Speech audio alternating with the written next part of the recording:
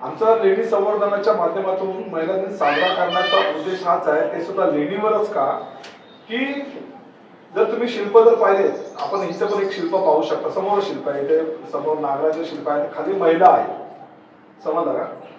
याचा अर्थ काय की त्यावेळेस सुद्धा महिलांना पुरुषांच्या बरोबरीनेच काम करण्याची संधी मिळते.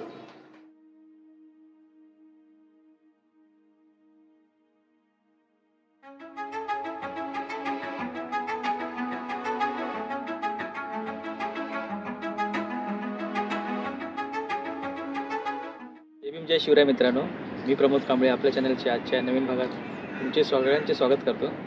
मित्रांनो, आज मी आलो आहे अंधेरीतील कोंडिवटी लेणी येथे आलो आहे, जी महाकाली केव्स म्हणून सुद्धा ओळखली जाते.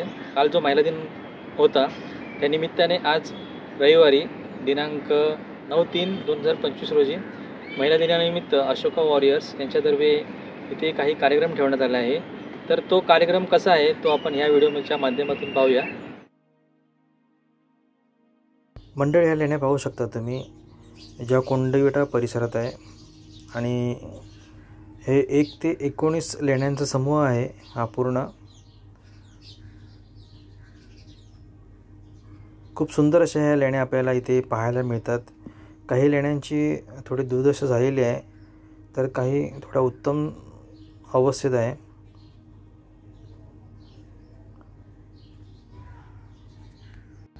या 19 लेण्यांच्या समूहातील 15 लेण्या ह्या पूर्व दिशेस आहे आणि 4 लेण्या ह्या पश्चिम दिशेस आहे.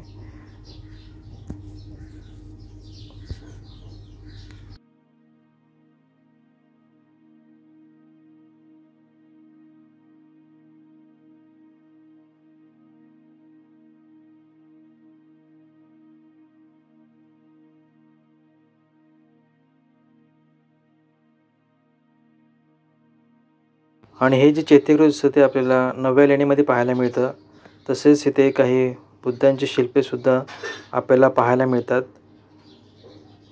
पाहू शकता तुम्ही इथे. तर आज अशोका वॉरियर्स या संस्थेतर्फे जागतिक महिला दिन हा कोंडिवटी येथे साजरा केला जाणार आहे.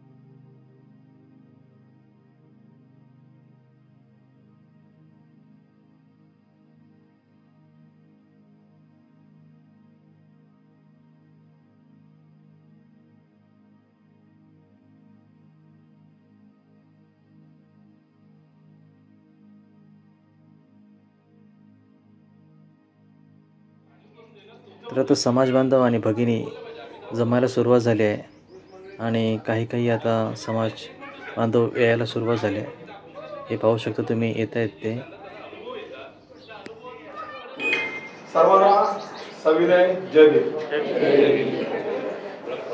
आज ॲक्च्युली 8 मार्च रोजी जागतिक महिला दिन होता, त्यामुळे सर्व भगिनींना, मुलांना, मुलींना महिला दिनाच्या हार्दिक शुभेच्छा अशोका वॉरियर्स कडून.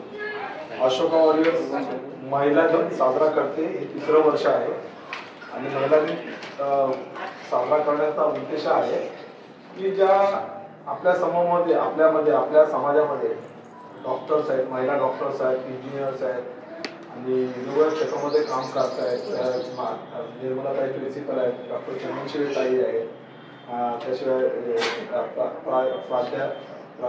प्राचार्य छायाताई मित्र आहेत. असे वेगवेगळ्या क्षेत्रामध्ये काम करताना मंगलताई गरुड आहेत, त्या आपल्या स्ट्रगल करून कशा प्रकारे मुलांचं संगोपन करून आज त्यांच्या दोन्ही पण मुलं अमेरिकेला आहेत, 2 मुली अमेरिकेला आहेत, 1 मुलगा ॲडव्होकेट आहेत. म्हणजे स्ट्रगल करून इथपर्यंत आले, ते एवढे काम करतात.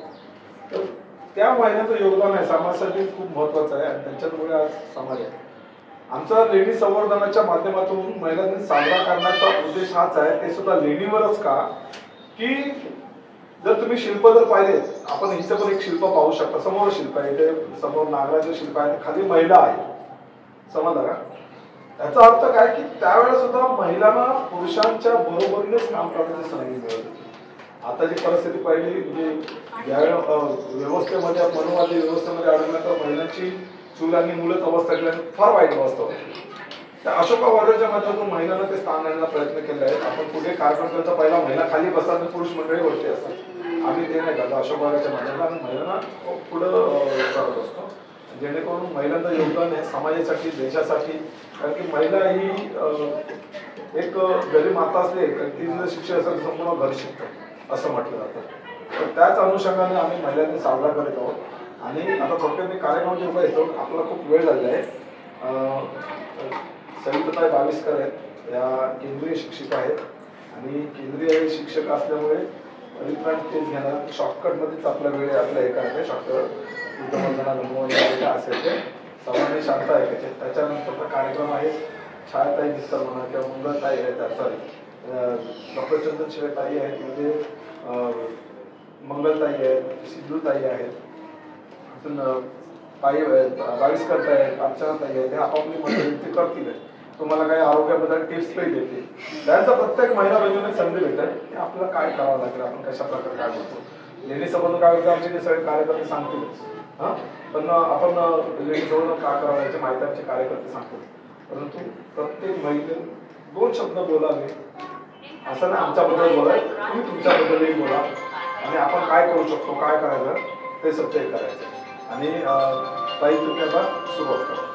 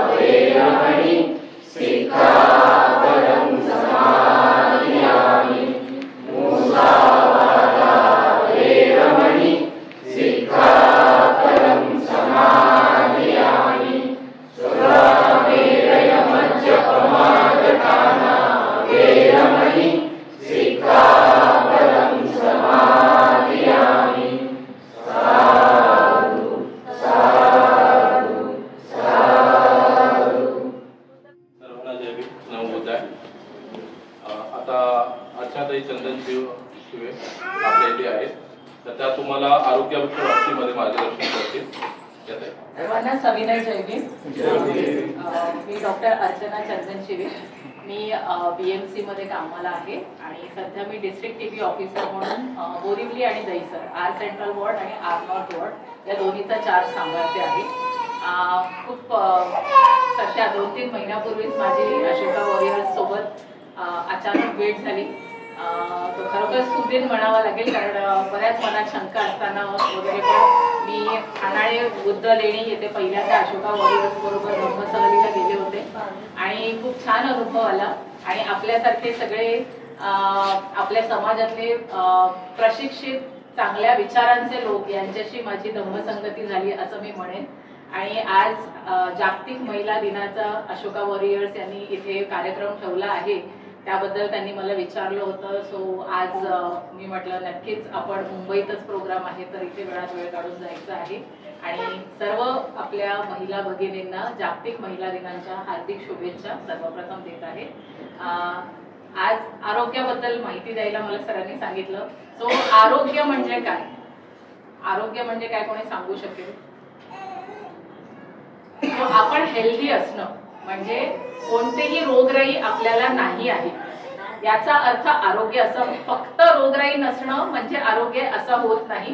तर आपण मनाने सुद्धा प्रसन्न असलं पाहिजे, शरीराने सुद्धा तंदुरुस्त असलं पाहिजे आणि आपला आहार विहार हा अतिशय चांगला असला पाहिजे. तर याचा अर्थ होतो आरोग्य, की आपण आपल्या पूर्ण शक्तीने आपलं कोणतंही डेली रुटीन किंवा आपले जे काही आपलं कामं आहेत ते आपण करू शकतो.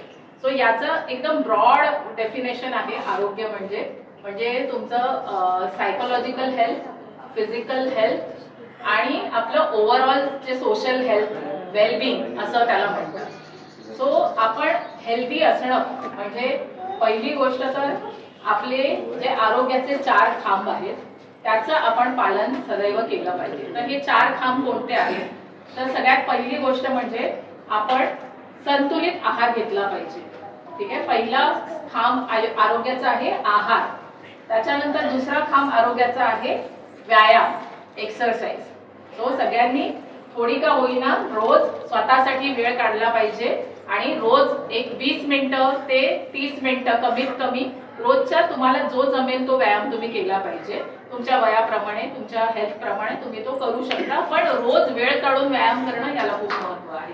त्याच्याबरोबर आपला तिसरा खांब आहे सगळ्यात महत्वाचा, झोप. आपली झोप जी आहे ती खूप महत्वाची आहे. आपल्या झोपेमध्ये आपले सगळे ऑर्गन्स काम करत असतात आणि आपला जो मेंदू आहे तो पूर्ण दिवसभर कार्यरत असतो. तर झोप ही अशी कालावधी आहे याच्यामध्ये मेंदू सुप्तावस्थेत जातो. सो पूर्ण मेंदू काम करायचं बंद नाही करत, पण थोडंसं त्याचं हिलिंग, रिपेअर जे काही वापर झालेला आहे त्याच्याबद्दल त्याचं पुन्हा रिजनरेशन पॉवर एक असते आपल्या शरीराची, तर ते सगळं रिजनरेशन आपल्या झोपेमध्ये होत असतं. तर झोप म्हणजे शांत झोप, कमीत कमी 7 ते 8 तासाची झोप व्यवस्थित रोज सगळ्यांनी घेतली पाहिजे. तुम्हाला माहिती आहे आजकालचं आयुष्य आपलं खूप धावपळीचं आहे, स्ट्रेसफुल आहे, सगळ्यांना खूप स्ट्रेस आहे, पण त्याच्यासाठी आपण आपल्या झोपेला कमी करता कामा नये. शांत झोप येणं हे आरोग्याचं एक लक्षण आहे. ठीक आहे, आणि त्याच्यानंतर चौथा आणि सगळ्यात महत्वाचा मी म्हणेन हा एक घटक आहे, आरोग्याचा खांब आहे, तो म्हणजे पॉझिटिव्ह मेंटल ऍटिट्यूड. म्हणजे तुमची विचारदृष्टी आहे ती नेहमी सकारात्मक असली पाहिजे. आणि मी आपल्या सर्वांना खूप भाग्यवान समजते की आपण बौद्ध धम्माचे अनुयायी आहोत आणि याच्यामध्ये आपण बऱ्याचशा गोष्टी लहानपणापासून जर आपण बौद्ध धम्म फॉलो करत असू तर आपण लहानपणापासून पॉझिटिव्ह थिंकिंग करत असतो. आपण बऱ्याचशा समाजात जे निगेटिव्ह गोष्टी चालू असतात त्याच्यापासून दूर राहतो आणि जे आजूबाजूचे बरेचसे गोष्टी आहेत की ज्याच्यामुळे आपल्याला ते भीतीदायक किंवा काहीतरी कुठेतरी आपल्यामध्ये निगेटिव्ह भावना ज्या उत्पन्न करणाऱ्या आहेत त्याच्यापासून आपण दूर राहतो. तर प्रत्येकाने स्वतःसाठी हे नेहमी निश्चित ठेवा की तुमच्या आजूबाजूला जे लोक आहेत सो त्याच्यामध्ये तुम्ही निवड करा की कोणत्या लोकांशी बोलण्याने तुम्हाला चांगलं वाटतं, पॉझिटिव्ह वाटतं किंवा ज्यांच्या संगतीने तुमचा प्रगती होणार आहे किंवा त्यांच्या बोलण्यातून तुम्हाला काहीतरी फायदा होतोय, तुमची कोणतीतरी आर्थिक किंवा सामाजिक किंवा शैक्षणिक प्रगती होते, अशा लोकांबरोबर तुम्ही नेहमी राहत जा. जे लोक निगेटिव्ह बोलतात त्यांच्यापासून दूर राहायचं. ज्यांचं निगेटिव्ह ते आपल्यावर गार्बेज डंप करत असतात ते आपण घ्यायचं नाही आणि आपण स्वतःहून मनातून स्वतःला आत्मविश्वासपूर्ण जीवन जगण्यासाठी नेहमी पॉझिटिव्ह विचार करणं, सकारात्मक दृष्टीने विचार करणं हे खूप महत्त्वाचं आहे. तो सगळ्यांनी हे 4 खांब आहेत. आहाराबद्दल मी खूप काही डिटेल नाही सांगणार, तुम्हाला सगळ्यांना माहिती आहे. आता व्हॉट्सअप युनिव्हर्सिटी आहे, सगळीकडे आपल्याला आहाराबद्दल माहिती मिळते. त्याच्यात थोडंसं सांगेन की आपण तेलाचं प्रमाण कमीत कमी खायचं आहे आणि पिष्टमय पदार्थ म्हणजे ज्याला कार्बोहायड्रेट्स म्हणतात ते सुद्धा कमी खायचं आहे. प्रथिने जास्तीत जास्त प्रोटीनयुक्त डाएट घ्यायचं आहे जेणेकरून आपली इम्युनिटी चांगली राहते. आणि त्याचबरोबर आपल्या आहारात नेहमीच्या फायबरचं प्रमाण पण जास्त असलं पाहिजे, जे आपण जास्त घेत नाही. इंडियन डाएटमध्ये आपण पालेभाज्या, फळं यांचा समावेश रोजच्या डाएटमध्ये किंवा नेहमीच्या रोजच्या जेवणामध्ये केला पाहिजे, ज्याच्याकरून आपली जे आतड्यांची शक्ती आहे ती चांगली राहते. आपलं पोट वारंवार दुखत नाही किंवा अजून दुसरे काही जे आजार आहेत ज्याच्यामध्ये फायबरचं प्रमाण कमी असल्यामुळे होतात. त्याच्यातून एक डायबिटीस पण आहे की आपण फायबर जास्त खात नाही तर त्याच्यामध्ये पण डायबिटीसवाल्या व्यक्तींना त्रास होतो. सो फायबरचं प्रमाण आपण आहारामध्ये जास्त वाढवलं पाहिजे. रोज तुम्ही जेवणाच्या आधी 1 वाटीभर सॅलड बनवून ते खा आणि त्याच्यानंतर तुमचं नॉर्मल जेवण चपाती, भाजी, पोळी, डाळ, भात जे काय आहे ते खा. तर त्याच्यामुळे तुमचं फायबरचं प्रमाण जे डाएटमध्ये पाहिजे ते पूर्ण होईल आणि अननेसेसरी कॅलरीज शरीरात जाणार नाही. कारण बऱ्याच जणांना भूक जास्त लागते तर ते जेवण जास्त घेतात. सो आपलं वजन त्याच्यामुळे जर आपण तेवढं काम करत नसू, आपलं बसून काम करण्याचं सेडेंटरी लाईफस्टाईल असेल तर कॅलरीज आपल्याला रिक्वायर्ड आहे त्याच्यापेक्षा जास्त जातात. तो त्याच्यावर एक उत्तम उपाय हा पण आहे की आधी आपण 1 वाटीभर मोठ्या वाटीभर सॅलड बनवून ते खाल्लं पाहिजे आणि त्याच्यानंतर आपण आपलं जेवण केलं पाहिजे, जेणेकरून आपली भूक सुद्धा शमते आणि आपल्याला जेवढ्या रिक्वायर्ड कॅलरीज आहेत तेवढ्याच आपल्याला मिळतात. सो हे आहाराबद्दल झालं. याचबरोबर हे जे आरोग्याचे 4 खांब सांगितले याचे नियमित जर तुम्ही पालन केलं तर तुमची रोगप्रतिकारक शक्ती चांगली राहते, जेणेकरून आपल्याला जे होणारे आजार असतात ते आपण टाळू शकतो. पूर्णपणे टाळू शकत नाही पण बऱ्याच प्रमाणात टाळू शकतो. एक मी तुम्हाला अजून एका रोगाविषयी सांगू शकते ज्याची मी आता सध्या स्पेशलिस्ट आहे. तर ट्युबरक्युलोसिस, टीबी म्हणजे क्षयरोग. सो क्षयरोग हा एक इन्फेक्शियस डिसीज आहे. खूप पूर्वापार भारतामध्ये चालत आलेला डिसीज आहे. याच्याबद्दल आपण अगदी आपले पेशव्यांपासून ते इतिहासच सांगू शकतो की जे माधवराव पेशवा होते पहिले ते टीबी होऊन वारले होते. त्याच्यानंतर आपल्या ज्या पहिल्या महिला डॉक्टर आनंदीबाई जोशी, सो या सुद्धा यांना टीबी झाल्यामुळे त्यांचा मृत्यू खूप लवकर झाला होता. सो पूर्वापार चालत आलेला हा डिसीज आहे. याच्यावर औषधं अवेलेबल आहेत पण लोक त्याच्याकडे दुर्लक्ष करतात. सो हे आम्ही स्वतः बघतो आमच्या दैनंदिन जीवनामध्ये जे टीबीचे पेशंट दिसतात आम्हाला, तर त्याच्यामध्ये असं आढळून येतं की त्यांना लक्षणं चालू झालेली असतात पण ते स्वतःला त्याच्यामध्ये मान्य करून घेत नाही. एका डॉक्टरकडे गेले, तपासण्या केल्या, त्यांना सांगितलं, औषधं चालू केली की त्यांना वाटतं की नाही हे मला कसं काय होऊ शकतं. सो एक स्टिग्मा त्याच्या मागे आहे. लोकांना असं वाटतं की हा आजार म्हणजे फार गरिबांचा आजार आहे किंवा अगदी मलाच कसा होऊ शकतो, आमच्या घरी तर कोणाला नाहीये. सो संसर्गजन्य आजार आहेत हे कोणालाही होतात. ते गरीब श्रीमंत हा भेद बघत नाहीत. आपण जर आपली इम्युनिटी चांगली ठेवली नाही तर ट्युबरक्युलोसिस हा तर खूप कॉमन आजार आहे. आपल्या देशात दर वर्षाला पूर्ण भारतामध्ये 25 लाख रुग्ण आढळतात भारतामध्ये दरवर्षी. त्याच्यापैकी मुंबईत 60,000 रुग्ण प्रत्येक वर्षी आम्हाला आढळतात आणि मुंबईमध्ये क्षयरोगामधलं जे दुर्धर रोग म्हणजे आहे ज्याच्यामध्ये आपण MDR टीबी म्हणतो त्याचं प्रमाण तर खूप जास्त आहे. सो आपल्याकडे आपण एकतर ओव्हर पॉप्युलस आहोत, त्याचबरोबर आपल्याकडे जे ट्रॅव्हलिंगचे साधनं आहेत त्याच्यामध्ये बऱ्याच गर्दी असते. तर आपण एकत्र खूप वेळ असतो दुसऱ्या लोकांच्या संपर्कात ज्यांना आपण ओळखत नाही.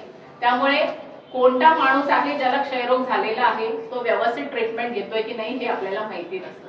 त्यामुळे आपण आपली काळजी घेणं खूप महत्वाचं आहे. तर याच्यापासून बचावासाठी आपल्या देशामध्ये जर आपण कफ एटिकेट्स म्हणजे खोकल्याचे शिष्टाचार हे जर व्यवस्थित फॉलो केले तर आपण या संसर्गजन्य आजारापासून स्वतःही वाचू शकतो आणि इतरांनाही वाचू शकतो.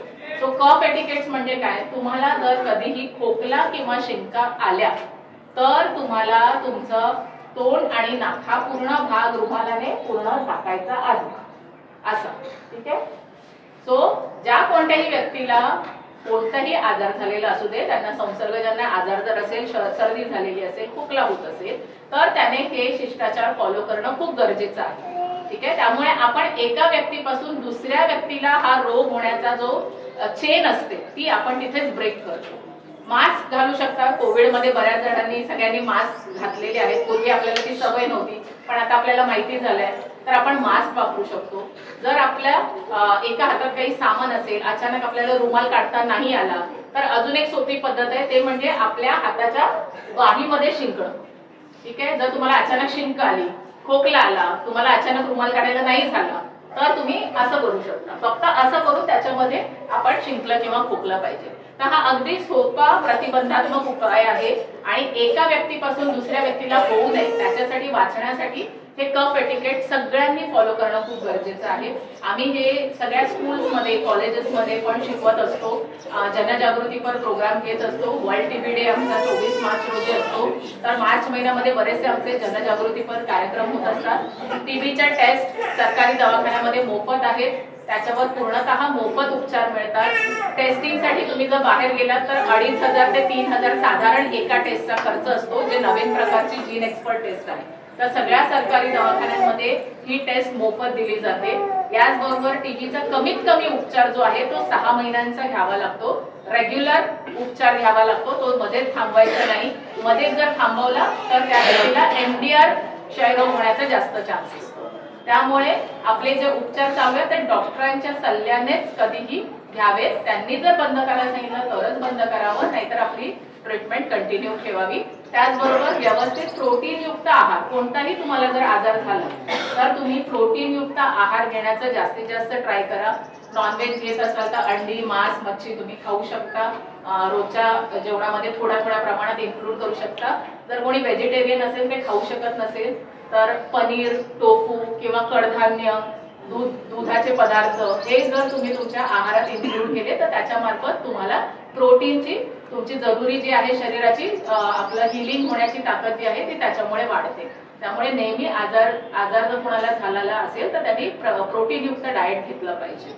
सो हे काही आपले प्रतिबंधात्मक उपाय आहेत. आणि कोणाला काही मदत हवी असल्यास, कोणाला कधी काही त्रास वाटला, तुम्हाला काही मदत हवी असेल तर नक्कीच माझ्याशी संपर्क साधा. आपल्या अशोका वॉरियर्सच्या सगळ्या मेंबर्सकडे नंबर आहे. बरेच जण जे ग्रुपमध्ये आहेत त्यांना माझा नंबर दिसेल.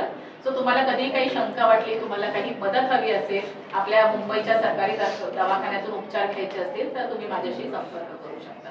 सो एवढे बोलून मी माझे 2 शब्द संपवते आणि सगळ्यांना धन्यवाद. जो विषय जर घेतला टीबीचा, सेम ताईंच्या मुलाचाच प्रॉब्लेम होता. खूप छान ताई, अभिनंदन तुमचं. चांगल्या प्रकारे एक आपल्या भगिनींना एक चांगला एक ॲडवाईस पण दिला, आहाराबद्दल सुद्धा माहिती दिली आणि खूप छान गोष्टी कळाल्या ज्या आम्हाला सुद्धा माहिती नव्हत्या. तर अजून एक विनंती करतो, जे आपल्या भगिनी आहेत मंगला गरुड, त्यांना विनंती करतो की मंगलाताईने आपला अनुभव कथन करावा. तथागत भगवान गौतम बुद्ध, परमपूज्य डॉक्टर बाबासाहेब आंबेडकर यांना दिलभर अभिवादन करते. ज्या महापुरुषांनी, महामातांनी महिला उद्धारासाठी किंवा महिला हक्कांसाठी जे बलिदान दिले आहे, त्या बलिदानात ज्यांनी ज्या मातांनी दिलेले आहे त्यांना मी दिलभर वंदन करते आणि महिला दिनाच्या तुम्हा सर्वांना शुभेच्छा देते. मला बोलण्याचा अजिबात अनुभव नाही आणि मी खूप म्हणजे घाबरते बोलायला. मी असा माझा कधीच प्रसंग आला नाही. आमच्या आदिल सरांनी मला खूप प्रोत्साहन दिलं की ताई तुम्हाला 2 शब्द बोलायचे आहे, कारण तुम्ही जे मुलांना आज शिकून एवढा मोठा शिक्षण देऊन उच्च पदावर नेऊन केलंय. आणि मी माझं बालपण मी तुम्हाला सांगते की मी अगदी म्हणजे गरीब परिस्थितीतून माझे बालपण गेले. मला काही गोष्टी मिळाल्या नाही. खूप आमची परिस्थिती बिकट होती. सगळ्या स्ट्रगलमध्येच जीवन गेलं आमचं. आणि वडिलांची पण परिस्थिती, आम्ही 8 भावंड, कसं तरी आम्हाला लहानचं मोठं वडिलांनी केलं, लग्न करून दिलं. लग्न करून दिल्यानंतर वडिलांना वाटलं की आपलं आता बाबा ओझं कमी झालं. सगळ्यांना आईवडिलांना असंच वाटतं ना. आणि वडिलांनी मग लग्न करून दिल्यानंतर सासरी आले. सासरी सुद्धा माझं कुटुंब मोठंच होतं. आम्ही 8 जण होतो कुटुंबामध्ये.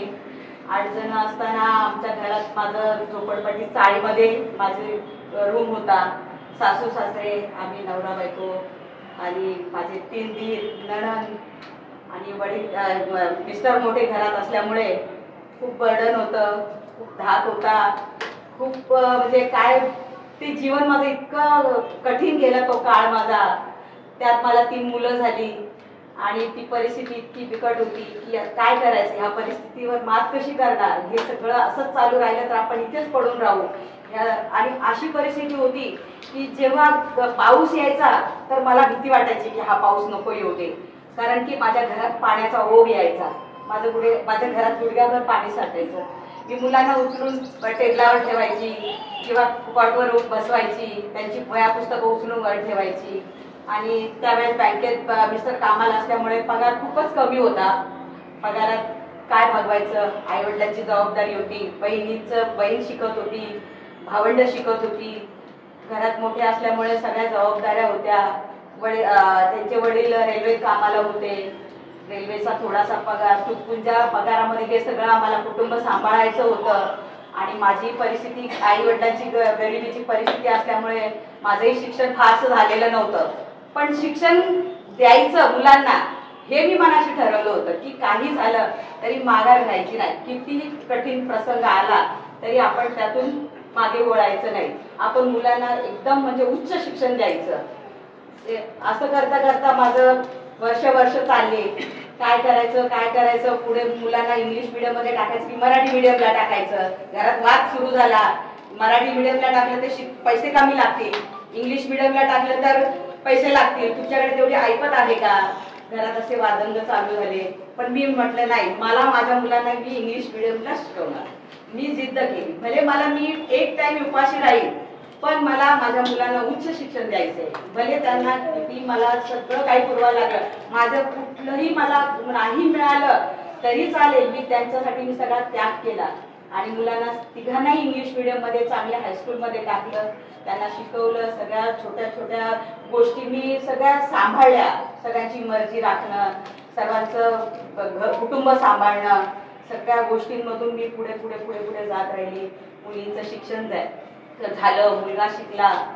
मग आता काय करायचं मुलीला. मग आमचं घरचं, माझ्या आईचं वातावरण असं होतं की माझी आई बुद्धमाता महिला मंडळ आहे, त्यामध्ये ती माझी आई त्याच्यात असायची. आणि पहिल्यापासून आमचं धम्माच्या बाबतीत आमची आई खूप म्हणजे एकदम अग्रेसिव्ह होती. तिला खूपच म्हणजे आवड होती धम्माची. आणि ती आम्हाला सगळ्या बहिणींना घेऊन विहारात जायची. मग तिथे आमचं शिबिर व्हायचं, भंतेजी यायचे, सगळं काही असं म्हणजे हे होतं वातावरण. खूप आमच्या त्या संस्कार तिचे आमच्यावर झाले आणि ते मी विसरली नाही. मग मीही ठरवलं की आपल्या आईने जे आपल्यावर संस्कार घडवले, भले गरीब परिस्थिती होती पण तिने आपल्याला जीव लावून सांभाळलं, तिने चांगले संस्कार घडवले, ते आपण विसरता कामा नाहीये.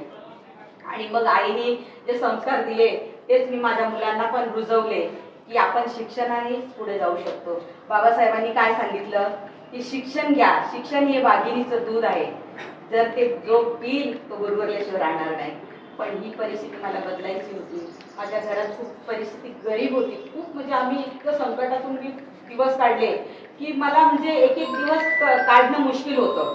मला अंगावर म्हणजे असं फाटकी कपडे सगळे, म्हणजे असं कुठे जायला मला लाज वाटायची की अरे बापरे कसं काय जायचं कार्यक्रमाला, एवढे मोठे मोठे लोक येतात. मी टाळायचे, मी म्हणायचे नको मला नाही जायचं. आणि शिवाय मिस्टर पण मला साथ द्यायचे, त्यांच्या याच्या हिशोबाने ते मला सगळं हो हो म्हणायचे. आणि बँकेत मिस्टर कामाला असल्यामुळे सतत कर्ज काढणं, लोन काढणं, हे लोन फेडलं की ते लोन काढायचं, ते लोन काढलं, हे सतत चालूच होतं. काय करायचं, पैसा तर पाहिजे सगळ्या गोष्टीला, माघार तर घ्यायची नाही. पुढे जायचं म्हटल्यावर आपण पैसा तर हे महत्वाचं साधन आहे. मग मुलींना चांगल्या क्लासमध्ये लावायचं. महेश ट्युटोरियल्स त्यावेळेस होतं 10वीला, 50,000 फी होती. काय करायचं, हे म्हणाले पैसे ना माझ्याकडे, काय करणार. मी म्हटलं नाही, कर्ज काढा, आपण कर्ज काढून त्यांची फी भरूया, पण त्यांना शिक्षण देऊया, त्यांना शिक्षणाच्या बाबतीत काही कमी पडून द्यायचं नाही. मग ते 50,000 मुलीच्या, दुसऱ्या मुलीचं 50, असे करता एक कर्ज फेडलं की दुसरं कर्ज काढलं, एक कर्ज काढलं. मग नंतर असं करता करता माझं कुटुंब म्हणजे खूप म्हणजे जागा कमी पडायला, अपुरी पडायला लागली. छोटंसं किचन होतं, एक छोटासा रूम होता, हे सगळे आम्ही एकत्र राहायचो. पण खूपच म्हणजे जागेची तारांबळ व्हायला लागली. मग हे मला म्हणाले की मी यांना म्हणाले की आता आपल्याला काहीतरी मोठं घर तरी घ्या, आपल्याला आपण त्या घरामध्ये सुखाने तरी राहू. हा पाऊस येतोय, हे पावसाचं एवढं घरात घाण येते, किडे येतात, रात्रभर जागरण करायची. पाऊस गेला की ते पाणी आम्ही काढायचं बाहेर, किडे यायचे घरामध्ये, सगळं स्वच्छ करून पुन्हा सकाळी जो आहे तो आपला मार्ग चालू, आपलं जे रुटीन आहे ते चालूच असायचं. काय करायचं, नंतर मग माझ्या मिस्टरांनी ठरवलं की नाही आपण आता एक फ्लॅट बुक करूया. फ्लॅट बुक करायचं तर पैसे आहे कोणाकडे, हप्ते गेले तर घर कसं चालणार, घर कसं काय चालणार. मग घराची मेन म्हणजे काळजी होती ना. आणि भावंड शिकत होती, त्यांचे बरेचसे त्यांचे प्रॉब्लेम होते, त्यांनाही काय सगळ्या गोष्टी पुरवायला लागायच्या. मग म्हटलं नाही तुम्ही काही करा, पण तुम्ही लोन घेऊन आपल्याला एक घर घ्यायलाच पाहिजे. आता ह्या परिस्थितीत मला मुलांना मी शिकवणार होते, त्यांना ते खेळणार होते, ते बसणार होते, आणि मी बाहेर जातच नव्हती कारण घरच एवढं छोटंसं होतं. मी आपल्या किचनमध्येच काम करायची, तिथेच बसायची, मुलांना तिथेच घेऊन शिकवायची. तिथेच माझं म्हणजे मला खूप असं बांधल्यासारखं वाटायचं. मला म्हणजे फ्रीडम नव्हताच, कुठल्याच गोष्टीचा फ्रीडम नव्हता मला. मग डोंबिवली येथे यांनी फ्लॅट बुक केला, हप्ते जायला लागले, घरात परत अडचण वाचायला लागली म्हणजे खर्चाची. मग मी एक डोक्यात एक शक्कल लढवली की आपण काहीतरी करायला पाहिजे, आपल्याला काहीतरी मार्ग याचा काढला पाहिजे. मग मी बेडशीट विकण्याचा निर्णय घेतला. मी होलसेलनी, यांच्या बँकेचे एक होलसेलर होते, त्यांच्याकडे मी गेली आणि मी त्यांना सांगितलं की असं तुम्ही उधारीवर मला बेडशीट द्याल का. म्हणे घ्या ना ताई, सगळेच घेऊन जातात, फक्त एवढंच की ऍडव्हान्स देऊन जातात, पण तुमच्या मिस्टरांना मी चांगलं ओळखतोय तर तुम्ही मला घेऊन जा माझ्याकडनं. आणि मग असं करता करता पहिले ट्रायल म्हणून मी थोडंसंच केल्या, पण त्याचा मला इतका प्रतिसाद चांगला आला ना की सगळ्यांनी त्या फटाफट माझ्या त्या विकल्या गेल्या. आणि मग हे मी चालूच ठेवलं. तर मुलगी माझी मोठी खूप समजदार होती, खूप म्हणजे तिला अक्षरशः जाणीव होती की वडील एवढं सगळ्यांचा बोजा उचलतायत, दिरांची लग्न झाली, मम्मी एवढी धावपळ करते.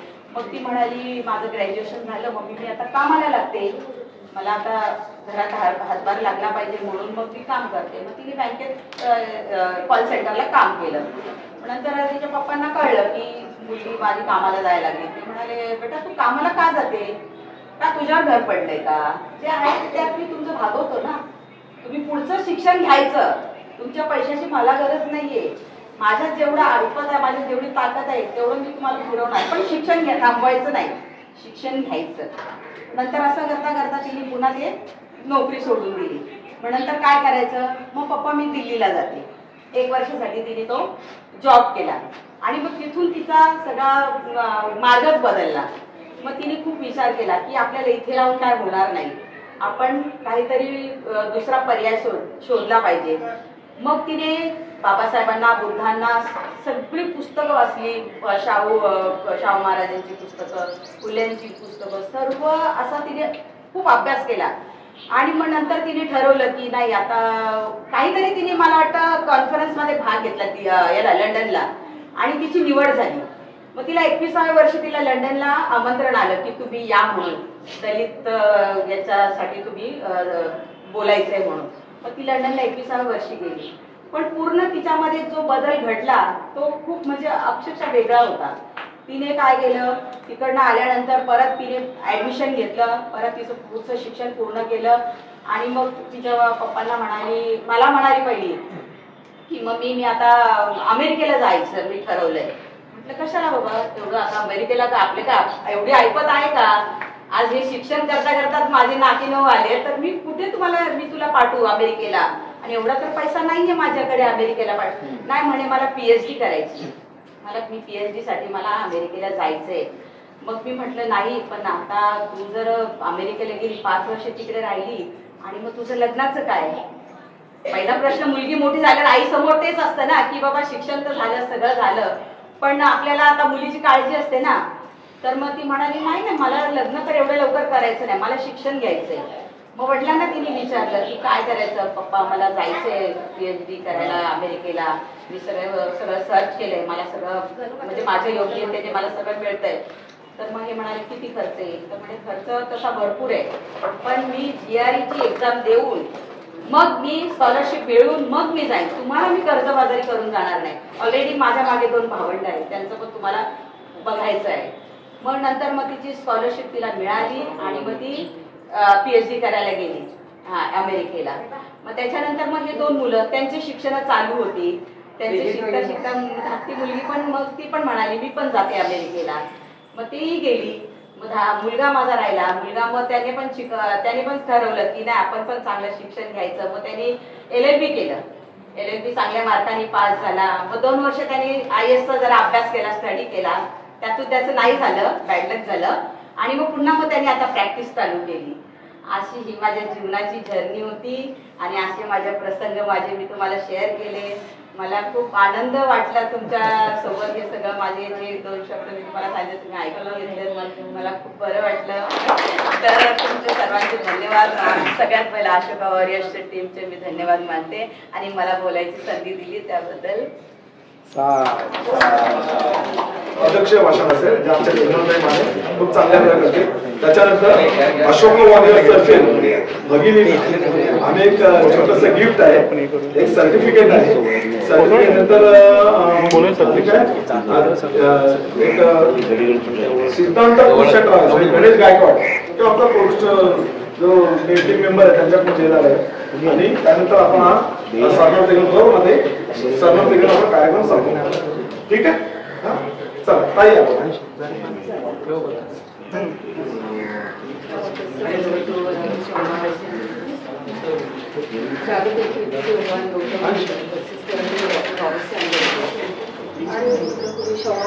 सर्वांचाच आदर करून सगळ्या बहिणांचा आदर करून मी तुमचाही सगळ्यांचा बंधुभगिनी इथे बसते सगळ्यांचा आदर करतो आणि यांना अभिनंदन करते आणि 2 शब्द बोलते. आज माझं माया घरात आहे आणि आम्ही बाबासाहेबांची पिढीचे म्हणजे काम करणारे कारण चुलते होते आजी घराचे वडील नाक्याला राहणारे ते बाबासाहेबांमुळे काम करायचे. सगळ्यात मोठी चुलते माझ्या वडील सगळ्यात धाकटे आणि ते BMC ऑफिसर होते. चुलते पण नगरसेवक होते. नरे पार्कला जेव्हा मिटिंग झाली होती तेव्हा त्यांनी पैशाची थैली देताना चित्र आहे आजी घराचं. तर तो असा मी पण चालवलाय, माझा चुलत भाऊ पण चालवतो. रासू गवईचा मुलगा राजेंद्र गवई त्यांच्याबरोबर तो काम करतो. तो त्याचं तो करतो, मी माझं मी करतो. आता वडील पण BMC ऑफिसर आणि ते पण काम करतो. मी पण ST मध्ये होते. 1 वर्ष कॉलेजमध्ये शिकवलं. क्वालिफिकेशन आहे तसं माझं. आता PhD पण झाली असेल 5 वर्षाची. मला बुद्धिझम शिकायचे पण बुद्धिझम पूर्णपणे मला कुठे शिकायला मिळत नाहीये. बँगलोरची युनिव्हर्सिटी तिथे 50,000 भरायला सांगेल पण एवढी आता माझी कॅपॅसिटी नाही कारण मुलगा मर्चंट नेव्हीमधून माझ्या लोकांना. पण आता तो 1 एप्रिल 24 पासून जसं आजारी पडलेला तसं मी नंतर 4 व्हीलर 2 व्हीलर्स दोन्ही विकल्या. बरेच दागिने मी केले पण मी त्याला वाचवलं कारण NGM तर त्यांनी अशी रचना केली होती ना की हिला या बाईला बसवायचं पण मला कोणीच फसवू शकत नाही. कारण काय म्हणजे आपल्या पाठीमागे बुद्धांचा आपण विचार उपदेश बाबासाहेबांचे थॉट्स हे सगळं जर अभ्यास करून आपण पुढे जात असो तर आपल्याला कोणी फसवणार नाही.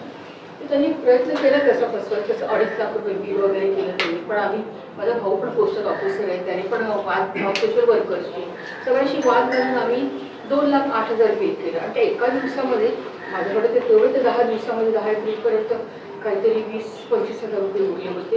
आणि 30चे स्टुडंट्स जिथे मी रेग्युलर स्टॉल्स लावते आपले पुस्तकाचे stall doctor Babasaheb writing speeches जे चंदी रोडला सगळे मिळतात ते पाली लँग्वेजचे स्टॉल्स कारण मी बुद्धिस्ट स्टडीज आणि पाली लँग्वेज पण केलेले मुंबई युनिव्हर्सिटीला आणि MA आंबेडकर स्टडीजमध्ये पण केले. BCom B.Ed पण आहे.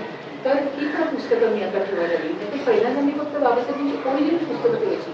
मला पाहिजे काय बाबासाहेबांचं ओरिजिनलच पाहिजे मला जेणेकरून तुम्ही इकडे तिकडे म्हणजे कुठे भटकू नये भरकटू नये माइंड भरकटू नये. जो तो ज्याच्या त्याच्या पद्धतीने लिहित असतो लिखाण करतो संकल्पना मांडत असतो लेखक असतो. अर्थात त्याला ते संपूर्ण स्वातंत्र्य आपल्या संविधानानेच दिलेलं ते करत असतो. पण मला हे मांडायचं आता तर संपूर्ण इंडियामध्ये कुणीच नाही आहे हे करणारा.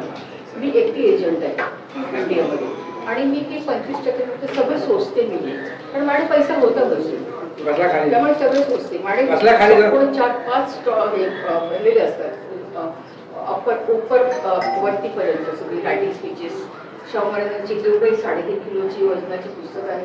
मी तुम्हाला एक हे सांगते की ती वाचा तुम्ही पुस्तकं सगळे. महात्मा फुले, सावित्रीबाई फुले, राजेशाह सयाजीराव गायकवाडांची, अण्णाभाऊ साठे, अहिल्याबाई होळकर, कंटाळ मुलं आहेत, आदिवासी समाज, सगळ्यांची पुस्तकं वाचा. आपण सगळ्यांचं धर्माचं बाबासाहेबांनी केलं होतं ना आपल्या 20 वर्ष सर्व धर्माचा.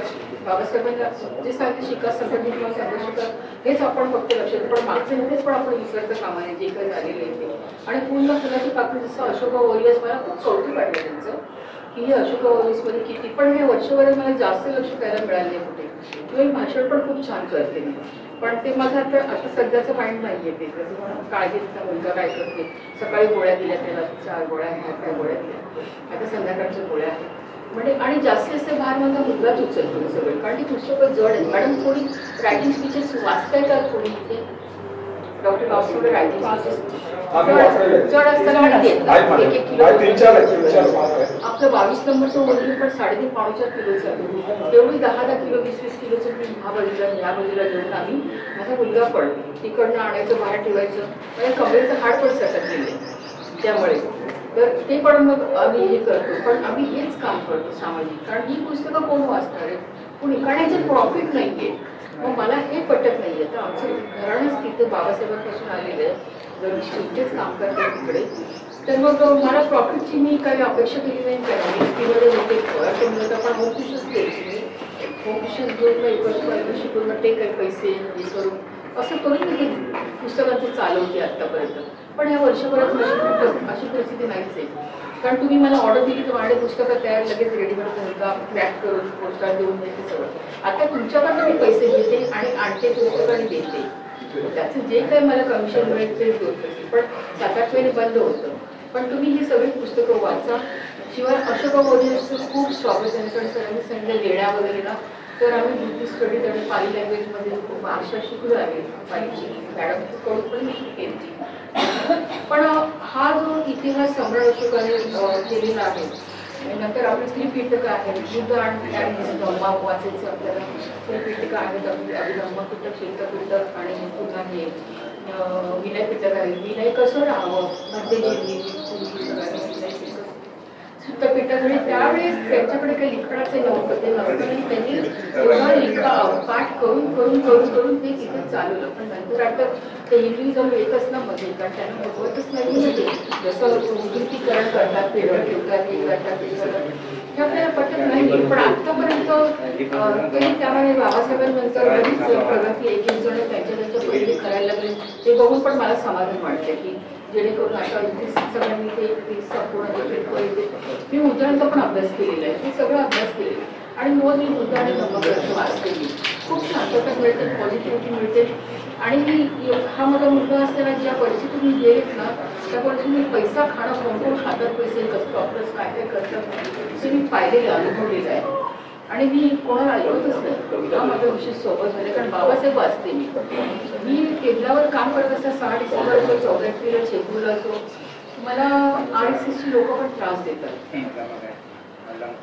म्हणजे तुम्ही कशाला चालवता हे फोन करून पण मला सांगतात, बोलतात, पण मी कुणाला दाद देत नाही. कारण मी त्या बापाची लेख आहे की ज्या बापाने मला इतकं शिका, संघटित व्हावे असं इतकं शिकवलेलं आहे की आता आम्ही त्यांना विसरणं शक्य नाही. आणि माझा मुलगा लवकर बरा होईल. आर्थिक ह्याच्यामध्ये इकॉनॉमिक्समध्ये एवढ्या 3-4 वर्षांनी 1 वर्षामध्ये येणं वगैरे हे साधं काम नाहीये.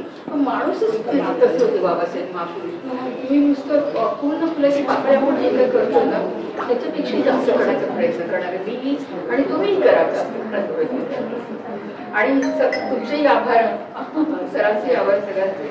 मला 2 शब्द बोलायला दिले त्याबद्दल आभार. परमपूज्य बोधिसत्व डॉक्टर बाबासाहेब आंबेडकर आणि आपले सगळे आदर्श यांना मी अभिवादन करते. सर्वांना जय हिंद आणि महिला दिनाच्या सर्वांना शुभेच्छा. सर्व महिलांना.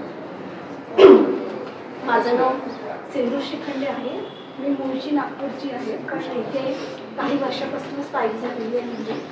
आणि मी 32 वर्ष काम केलं आणि मागच्या 2 वर्षापासून मी BRS घेतले. आता मी घरीच असते. आणि समाजकार्याची आवड ही मला कॉलेज किंवा मला कॉलेजमध्ये असण्यापासूनच त्याची आवड आहे समाजकार्याची. नागपूरला जे श्याम मानव आहे अंधश्रद्धा निर्मूलनाचं काम करतात, तर मला खूप इच्छा होती की त्यांच्या टीममध्ये जाऊन काम करायची, पण तसा चान्स आला नाही. कारण बाबांना कधी विचारायची म्हणजे हे भीती वाटायची, त्याच्यामुळे कधी विचारलं नाही. पण समाजकार्याची तेव्हापासूनच आवड होती, काहीतरी करायला पाहिजे आपण सुद्धा असं वाटायचं. आणि बुद्धाचं जे असं म्हटलंय धम्म आमच्या घरात तसा खूप मोठा आधीपासून, म्हणजे माझे बाबा शिकून एक्झिक्युटिव्ह इंजिनियर आहे, पण मला कधी आमच्या घरात असं खूप नव्हतं आलेलं.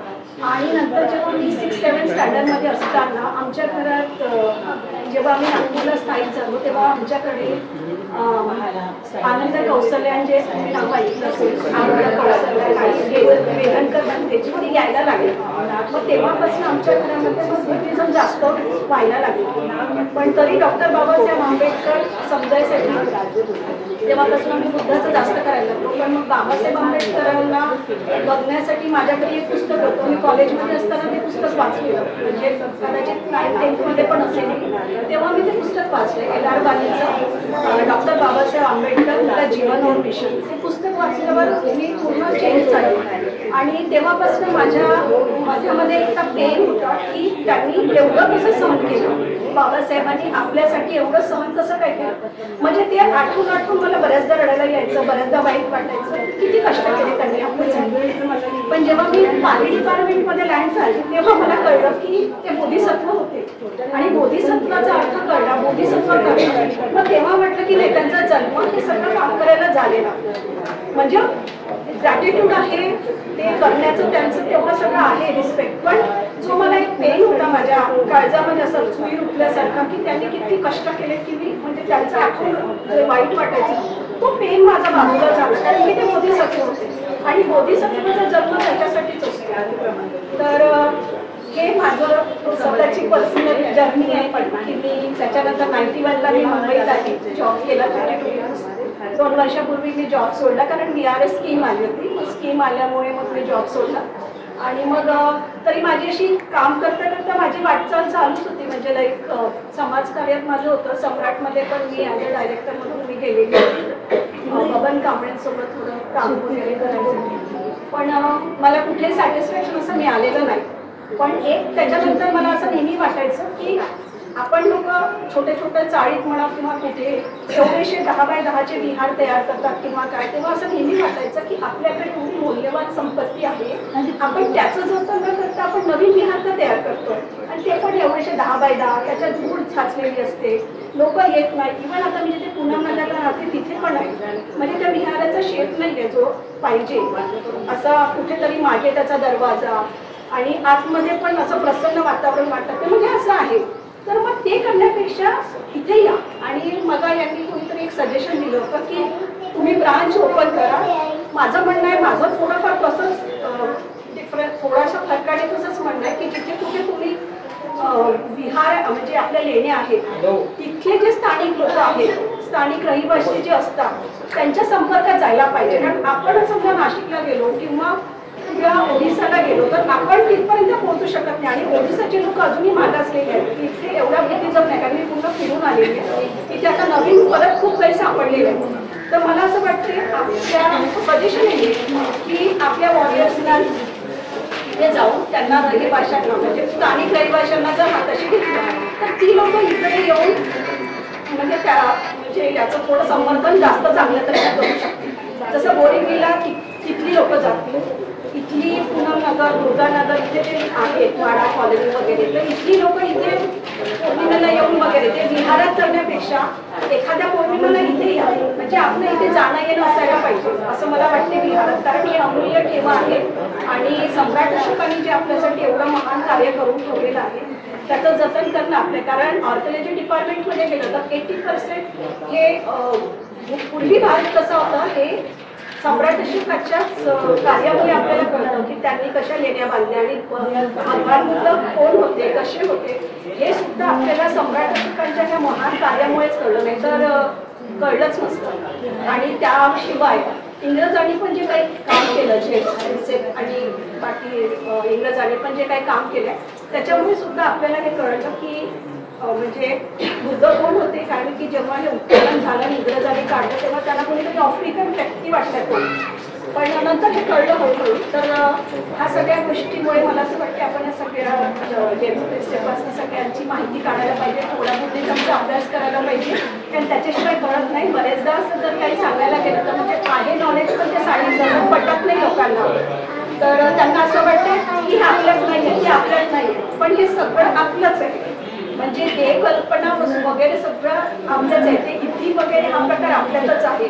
महेंद्र उडत गेले होते श्रीलंकेत, ते लोकांना वाटतं काय सांगतात आपल्यात नाही, पण त्यांनी त्या चोरल्यात ना, सगळ्या गोष्टी चोरल्या, नावं सुद्धा चोरली टाकली. तर हे जे उडत गेले हे सुद्धा खरंच आहे, त्या इति होत्या सगळ्या. इव्हन मोगलांडला पण इति खूप प्राप्त होत्या, सारीपुत्रांना इति प्राप्त होत्या, त्याच्यामुळे पण अशा बऱ्याच गोष्टी आहेत, पण त्या आता आम लोकांना जर सांगितलं तर त्यांना पटत नाही. जो बुद्धिझमचा अभ्यास करतो, जो त्रिपिटक वाचेल, जो 3 पुस्तकाच्या पेटाऱ्यांचा अभ्यास करेल, त्यांना कळेल. जसं सरांना माहिती आहे बरंच काही, तर ह्या गोष्टी जेव्हा कळेल तेव्हा देव आणि हे सगळं काही करू शकतं. तर थोडा अभ्यास केला तर होईल. आणि आपण त्या मनाने बाबासाहेबांनी दीक्षा दिल्यानंतर आपण जे काही आतापर्यंत आले, तर मला असं वाटतं ते पण थोडंफार अचीव केलं, कारण आपण खूपच खाली होतो, म्हणजे धुळीच्या बरोबर होतो आणि तिथनं बाहेर यायला आपल्याला वेळ लागला. त्याच्यामुळे हे आपलं हे आपल्यालाच माहिती नव्हतं, कारण आपला सगळा वेळ कसं पैसा कमवण्याकडे गेलेला, म्हणजे स्वतःचं जीवनमान उभारण्यासाठी. मग बाबासाहेबांनी दिल्यानंतर मग आपण कसं आपलं जीवनमान उभारण्यात वेळ घेतलेला, त्याच्यामुळे याची माहिती नव्हतं. आता याची माहिती हळूहळू होत आहे. तर मला असं वाटते थोडं का होईना, 1-1 वर्षाची का होईना, पण प्रत्येकाने पाली डिपार्टमेंटमध्ये जावं, कोर्स करावे आणि थोडंसं बुद्धिझम समजून घ्यावं. त्याच्यामुळेच आपण किती गौरवशाली आणि किती वैभवशाली म्हणजे याचे वारस आहोत. बुद्धिझमचे किती अशी वारस आहोत हे आपल्याला तेव्हाच कळेल. असं वाटते आणि हे काय आहे, पण तेव्हाच कळेल जेव्हा आपण पाली डिपार्टमेंटमध्ये जाऊन 1 वर्षाचा तरी अभ्यास करायचा. कोणी करायचं असेल तर MA करू शकता, बुद्धिस्ट स्टडीज आहेत, 1-1 वर्षाचे कोर्स आहेत, ते केले तर आपल्याला जास्तीत जास्त माहिती मिळेल. आणि मला जे आहे तर आता खूप असं वाटायचं, तर जेव्हा मला हे लेणीचं कळलं की अरे हे संवर्धन करतात, तर मला खूप आनंद झाला, कारण मला नेहमी वाटायचं की लेणी कोणीतरी करायला पाहिजे, त्याच्यात मी जॉईन होईल. आणि मला खरंच खूप त्याच्यामध्ये काय जे माझ्याकडनं करता येईल ते मी करायचा प्रयत्न करेन आणि मला आवडेल करायला आनंदाने. आणि मी तशी फ्री आहे सध्या, आता मुलं खूप मोठी झालेली आहे, त्याच्यामुळे मला एवढं घरात काही विशेष करण्यासारखं नसतं, त्याच्यामुळे मी माझा वेळ आणि पैसा किंवा आणखी तन-मन करायचा प्रयत्न करेन. थँक्यू. नवबुद्धाय जय भीम. मला या व्यासपीठावर बोलण्याची संधी दिल्याबद्दल आणि जाधव सरांचे मनपूर्वक आभार आणि सर्वांना महिला दिनाच्या हार्दिक शुभेच्छा. काल झाला पण आज आपला प्रोग्राम आहे त्याच्यासाठी. तर मला सांगण्याचं हे होतं की ह्या आपल्या समाजामध्येच नव्हे तर आतापर्यंतच्या योगदानामध्ये माझ्यासाठी रोल मॉडेल आपल्या सावित्रीबाई फुले आहेत.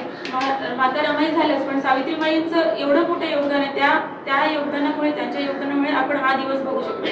आणि याची जाणीव आपल्याला सर्वांना असायला हवी, कारण त्यांनी ते शिक्षण देतानाचं जे त्या मानसिकतेला आणि त्या सर्वाला सामोरे गेल्या, ते पहिलं पाऊल ते आजपर्यंत म्हणजे त्यांचा जो लढा होता तो इथे सफल झाला असं मी म्हणेन. आणि त्याच्यासोबत जे आपणच नव्हे, आपल्या समाजातीलच महिला नव्हे तर इतर महिलांनी सुद्धा याचं जाण असली पाहिजे की आपण बाहेर पडलो आणि कोणामुळे आणि कशामुळे, आणि त्याच्यामागचा इतिहास काय आहे, महिलांना याच्या आधी काय स्थिती होती आणि आता काय स्थिती आहे, ते केवळ महात्मा ज्योतिबा फुले आणि सावित्रीबाई फुलेंमुळेच. तर एवढंच मला सांगायचं होतं की हे आपल्याला कायम जाणीव असली पाहिजे आपल्या ज्या महापुरुषांची. बाबासाहेब तर झालेच, या सर्व पण या क्षणी आता बोलण्याची सावित्रीबाईंबद्दलच मला बोलण्याबद्दल असं वाटत होतं, म्हणून मी बोलण्यासाठी पुढे आले. थँक्यू. आम्हाला छोटा भाऊ म्हणजे कसं बरे मित्र आहेत, पण मित्र पण अगदी भावासारखा आमचा अशोक वॉरियरचा फाउंडर मेंबर, पण सध्या आर्कोलॉजी वरती काम करतोय, अभ्यास करतोय, स्टडी करतोय. 2 वर्षाचा कोर्स आहे, 1 वर्षाचा कोर्स झाला, अजून 1 वर्षाचा आहे, तो कंटिन्यू आपल्याला जॉईन आहे. त्यांना आम्ही डिस्टर्ब तर नाही करा, कारण की आम्हाला गरज आहे. हा, तर ही ओळख करून घ्या, प्रज्योत कदम म्हणून लक्षात घ्या. माझं नाव तर प्रत्येक जणांना माहिती आहे. अशोक वॉरियर आम्ही चालू केली, याची माहिती तुम्हाला आहे का? नाही. अशोक वॉरियरचं पहिलं नाव होतं तथागत धम्मत. तर अशोक वॉरियर देण्यामागचं कारण म्हणजे आज मी इतिहासाचा अभ्यास करत आहे म्हणून सांगत नाही. हा अशोक आहे. अशोकचा पाडाव म्हणजे अशोकाच्या नंतर त्याचा नातू बरोबर याची हत्या झाल्यानंतर मौर्य हे दक्षिणेकडे कूच केले. दक्षिणेकडे येत असताना ते आले, तो मार्ग होता आपला नाणेघाटा मार्गे ते कोकणामध्ये शिकले आणि इथे ते वसले. आणि त्यामुळे इथे जे लोक होते जे मौर्य आणि इथले स्थानिक कोण होते? इथे आदिवासी होते, कोळी होते आणि महार समाज, 3 समाजाची लोक होते आणि 3 समाजाचे राजे होते. त्यांच्यात ही लढाई झाल्या, त्याच्यानंतर त्याच्यामध्ये रोटीपेटी व्यवहार झाल्या आणि त्याच्यानंतर इथे सातवाहन काळामध्ये लेण्या कोरल्या गेल्या. त्यामुळे बहुतांश लोक म्हणजे आता आपण जे आहोत ते मिक्स वंशातले होते. मौर्य आणि महार, मौर्यांचे जे रोटीपेटी व्यवहार झाले त्याच्यामधून हे झाले. पण आपल्याला आपला कुळपुरुष कोण आहे माहिती नसतं, पण आपल्याला एकच कुळपुरुष आहे, सम्राट अशोक. आता मी एवढा अभ्यास करतो ना, त्याच्यानंतर मी विचार केला की अरे आपल्याकडे आपल्या समाजाची इतिहासकारच नाही. म्हणजे आता जरी मी तुम्हाला विचारलं ना तर तुम्ही जास्तीत जास्त मला शिवाजी महाराजांपर्यंत नेऊन सोडा. शिवरायांच्या कालखंडापर्यंत तुम्हाला इतिहास माहिती आहे. त्याच्यानंतर एखादा मुस्लिम व्यक्ती असेल, मुस्लिम इतिहासकार, तो मला मुघलांपर्यंत नेऊन सोडेल. पण आपल्यात जे अभ्यासक आहेत म्हणजे आपल्याची जी मुलं आहेत ती इतिहास हा विषय घेतच नाही, इतिहासकार होतच नाही. कारण आपला इतिहास आहे ना हा 1200 वर्षाचा इतिहास आहे. 1-2 वर्षाचा एक म्हणजे म्हणतो ना 100 वर्षाचा 200 वर्षाचा इतिहास, 1200 वर्ष. शेवटचा राजा हर्षवर्धन राजा मला वाटतं 11व्या शतकापर्यंत हर्षवर्धनचे काळ म्हणतात आणि हर्षवर्धन राजा हा बौद्ध. आणि ह्याच हर्षवर्धनने कुंभमेळा चालू केला होता. आणि हा कुंभमेळा मी इतिहास वाचता मी ह्या हर्षवर्धनाने चालू केलेला आहे. आणि त्याच्यानंतर ही जी काही वैदिक परंपरा पुन्हा चालू झाली. वैदिक काळ हा बुद्धांच्या अगोदरचा काळ वैदिक काळ म्हणतात. बुद्धांचा काळ हा आपल्यापर्यंत आतापर्यंत चालू आहे ना, हा बुद्धाचा काळ आहे. आपल्याला वाटतं की नाही पण या सगळ्या गोष्टी आपल्याला हळूहळू ना आपण बौद्ध म्हणून ना या सगळ्या गोष्टीची माहिती घेतली पाहिजे. आपला इतिहास आपण म्हणजे वाचला पाहिजे, तपासला पाहिजे. आता आपण या सगळ्या लेण्या बघतोय हे काय काय काय आहे, अरे वा छान आहे. ही जी शैली आहे ती शैली पण तपासली पाहिजे. कारण ती गांधार शैली आहे की मथुरा शैली आहे की इजिप्शियन शैली आहे. कारण ही जी शैली आहेत ना, ही जी शिल्पकला आहे बघता ना, शिल्पकला सुद्धा ना ही 3 प्रकारची शिल्पकला आहे. याच्यामध्ये मिश्रण पण आहे. म्हणजे खाली जे नागराज आहेत त्यांच्या केसाची रचना हे जी काय हे गांधार शैलीमध्ये ह्या सगळ्यावरती ना आपले म्हणजे आता बौद्धांच्या लेणीसमोरचं काय होतं की चला हे दाखवलं बुद्ध आहे, त्याच्या बाजूला पद्मपाणी आणि भद्रपाणी दाखवला झालं. त्याच्यानंतर पुढचा इतिहास माहिती नसतं. हे जे आपल्याला ना अप टू डेट जर आपल्याला करायचं असेल ना त्याच्यासाठी खूप काही इतिहास शोधावा लागतो, इतिहास तपासावा लागतो. त्यावेळेस ना आपल्याला ना कोणतरी आपल्याला एखादा क्रॉप करू शकला पाहिजे. त्यामुळे आम्ही सम्राट अशोकांना सगळ्यात जास्त प्राधान्य दिलं. सम्राट अशोक काय होता तर सम्राट अशोकाचं राज्य ते पूर्ण भारभर होतं. सम्राट अशोकाचा शेवटचा शिलालेख आपल्या इथे मुला भेटला, जो 9वा शिलालेख आहे. आणि एक गांधार म्हणजे कंधारमध्ये भेटला, अफगाणिस्तानच्या बॉर्डरवर. एवढा मोठा विशाल साम्राज्याचा त्या अधिपती. आज तुम्ही बघितलं असेल जे रत्नागिरी आहे इथं आपलं कोकणातला रत्नागिरी ओरिसामधला रत्नागिरी, तिथे बहुतेक बुद्धशिल्प सापडतात, बहुतेक हे. आणि समोर आहे ना हे रत्नागिरी आणि हे रत्नागिरी. जर तुम्ही मध्ये एक बॉर्डर काढली ना तर बरोबर समोर आहे. म्हणजे अर्धे जे मौर्य वंश आहेत ना ते कोकणामध्ये ह्या साईडला उतरले आणि अर्धे त्या साईडला गेले.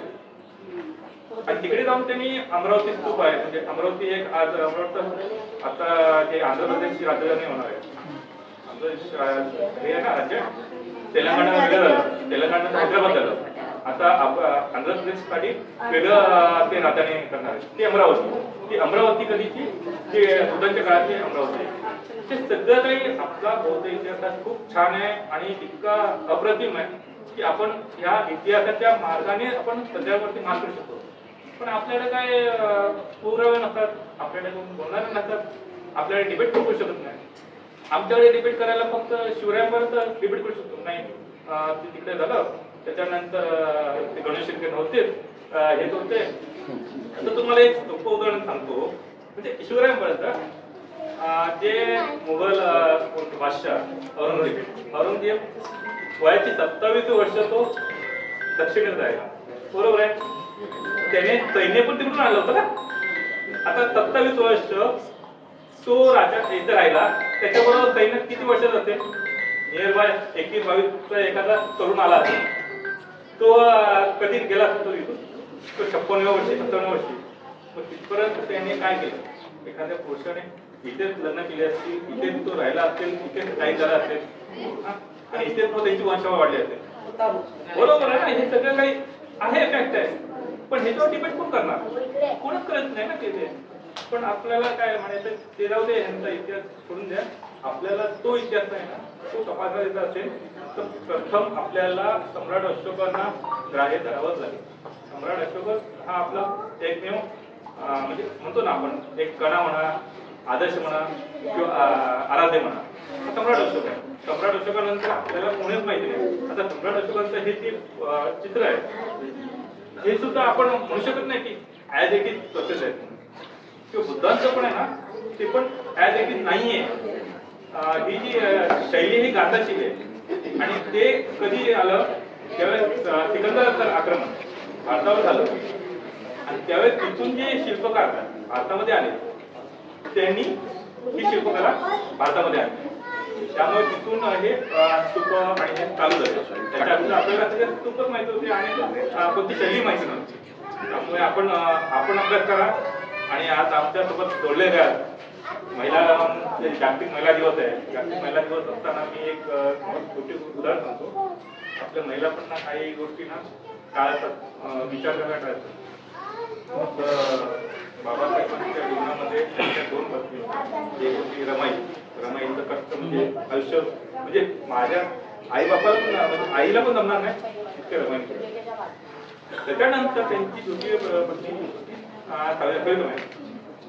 सवितामाई यांच्यावरती आजपर्यंत आपण जास्त बोललं जात नाही. पण सवितामाईने हिंदू कोड बिल ज्यावेळेस बाबासाहेब येत होते, त्यावेळेस हिंदू कोड बिल येत असताना त्यांना खूप मोठे साधे. आणि हिंदू कोड बिलामध्ये स्त्रियांना समानतेचा अधिकार असावा, स्त्रियांच्या पोट हिश्श्याचं काय ते जे काही बाहेरचा जो हिस्सा असतो त्याच्याबद्दल त्यांनी खूप अधिकारांनी सांगितलं. आणि ह्या 2 दाखवत त्याने बाबासाहेबांच्या जीवनात जेवढी रमाई आहे ना, तेवढी सवितामाई पण आहे. आपण त्यांना पण ऍक्सेप्ट केलं पाहिजे. पण बहुतांश जण त्याच्यावरती विचार करत नाही. हो.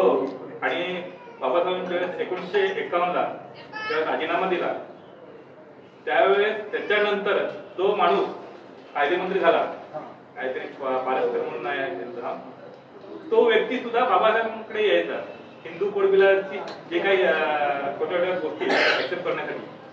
आणि अशा प्रकारे हिंदू कोड बिल. त्यामुळे ज्यावेळेस महिला दिन असतो त्यावेळेस निश्चितच ना एकदा तरी सविताबाईंना आठवण काढत सगळ्यांनी, अशी माझी एक विनंती आहे. ठीक आहे, चला मी 2 शब्द बोलतो. अतिक्रमण का होत आहे याबद्दल मी थोडक्यात सांगणार आहे.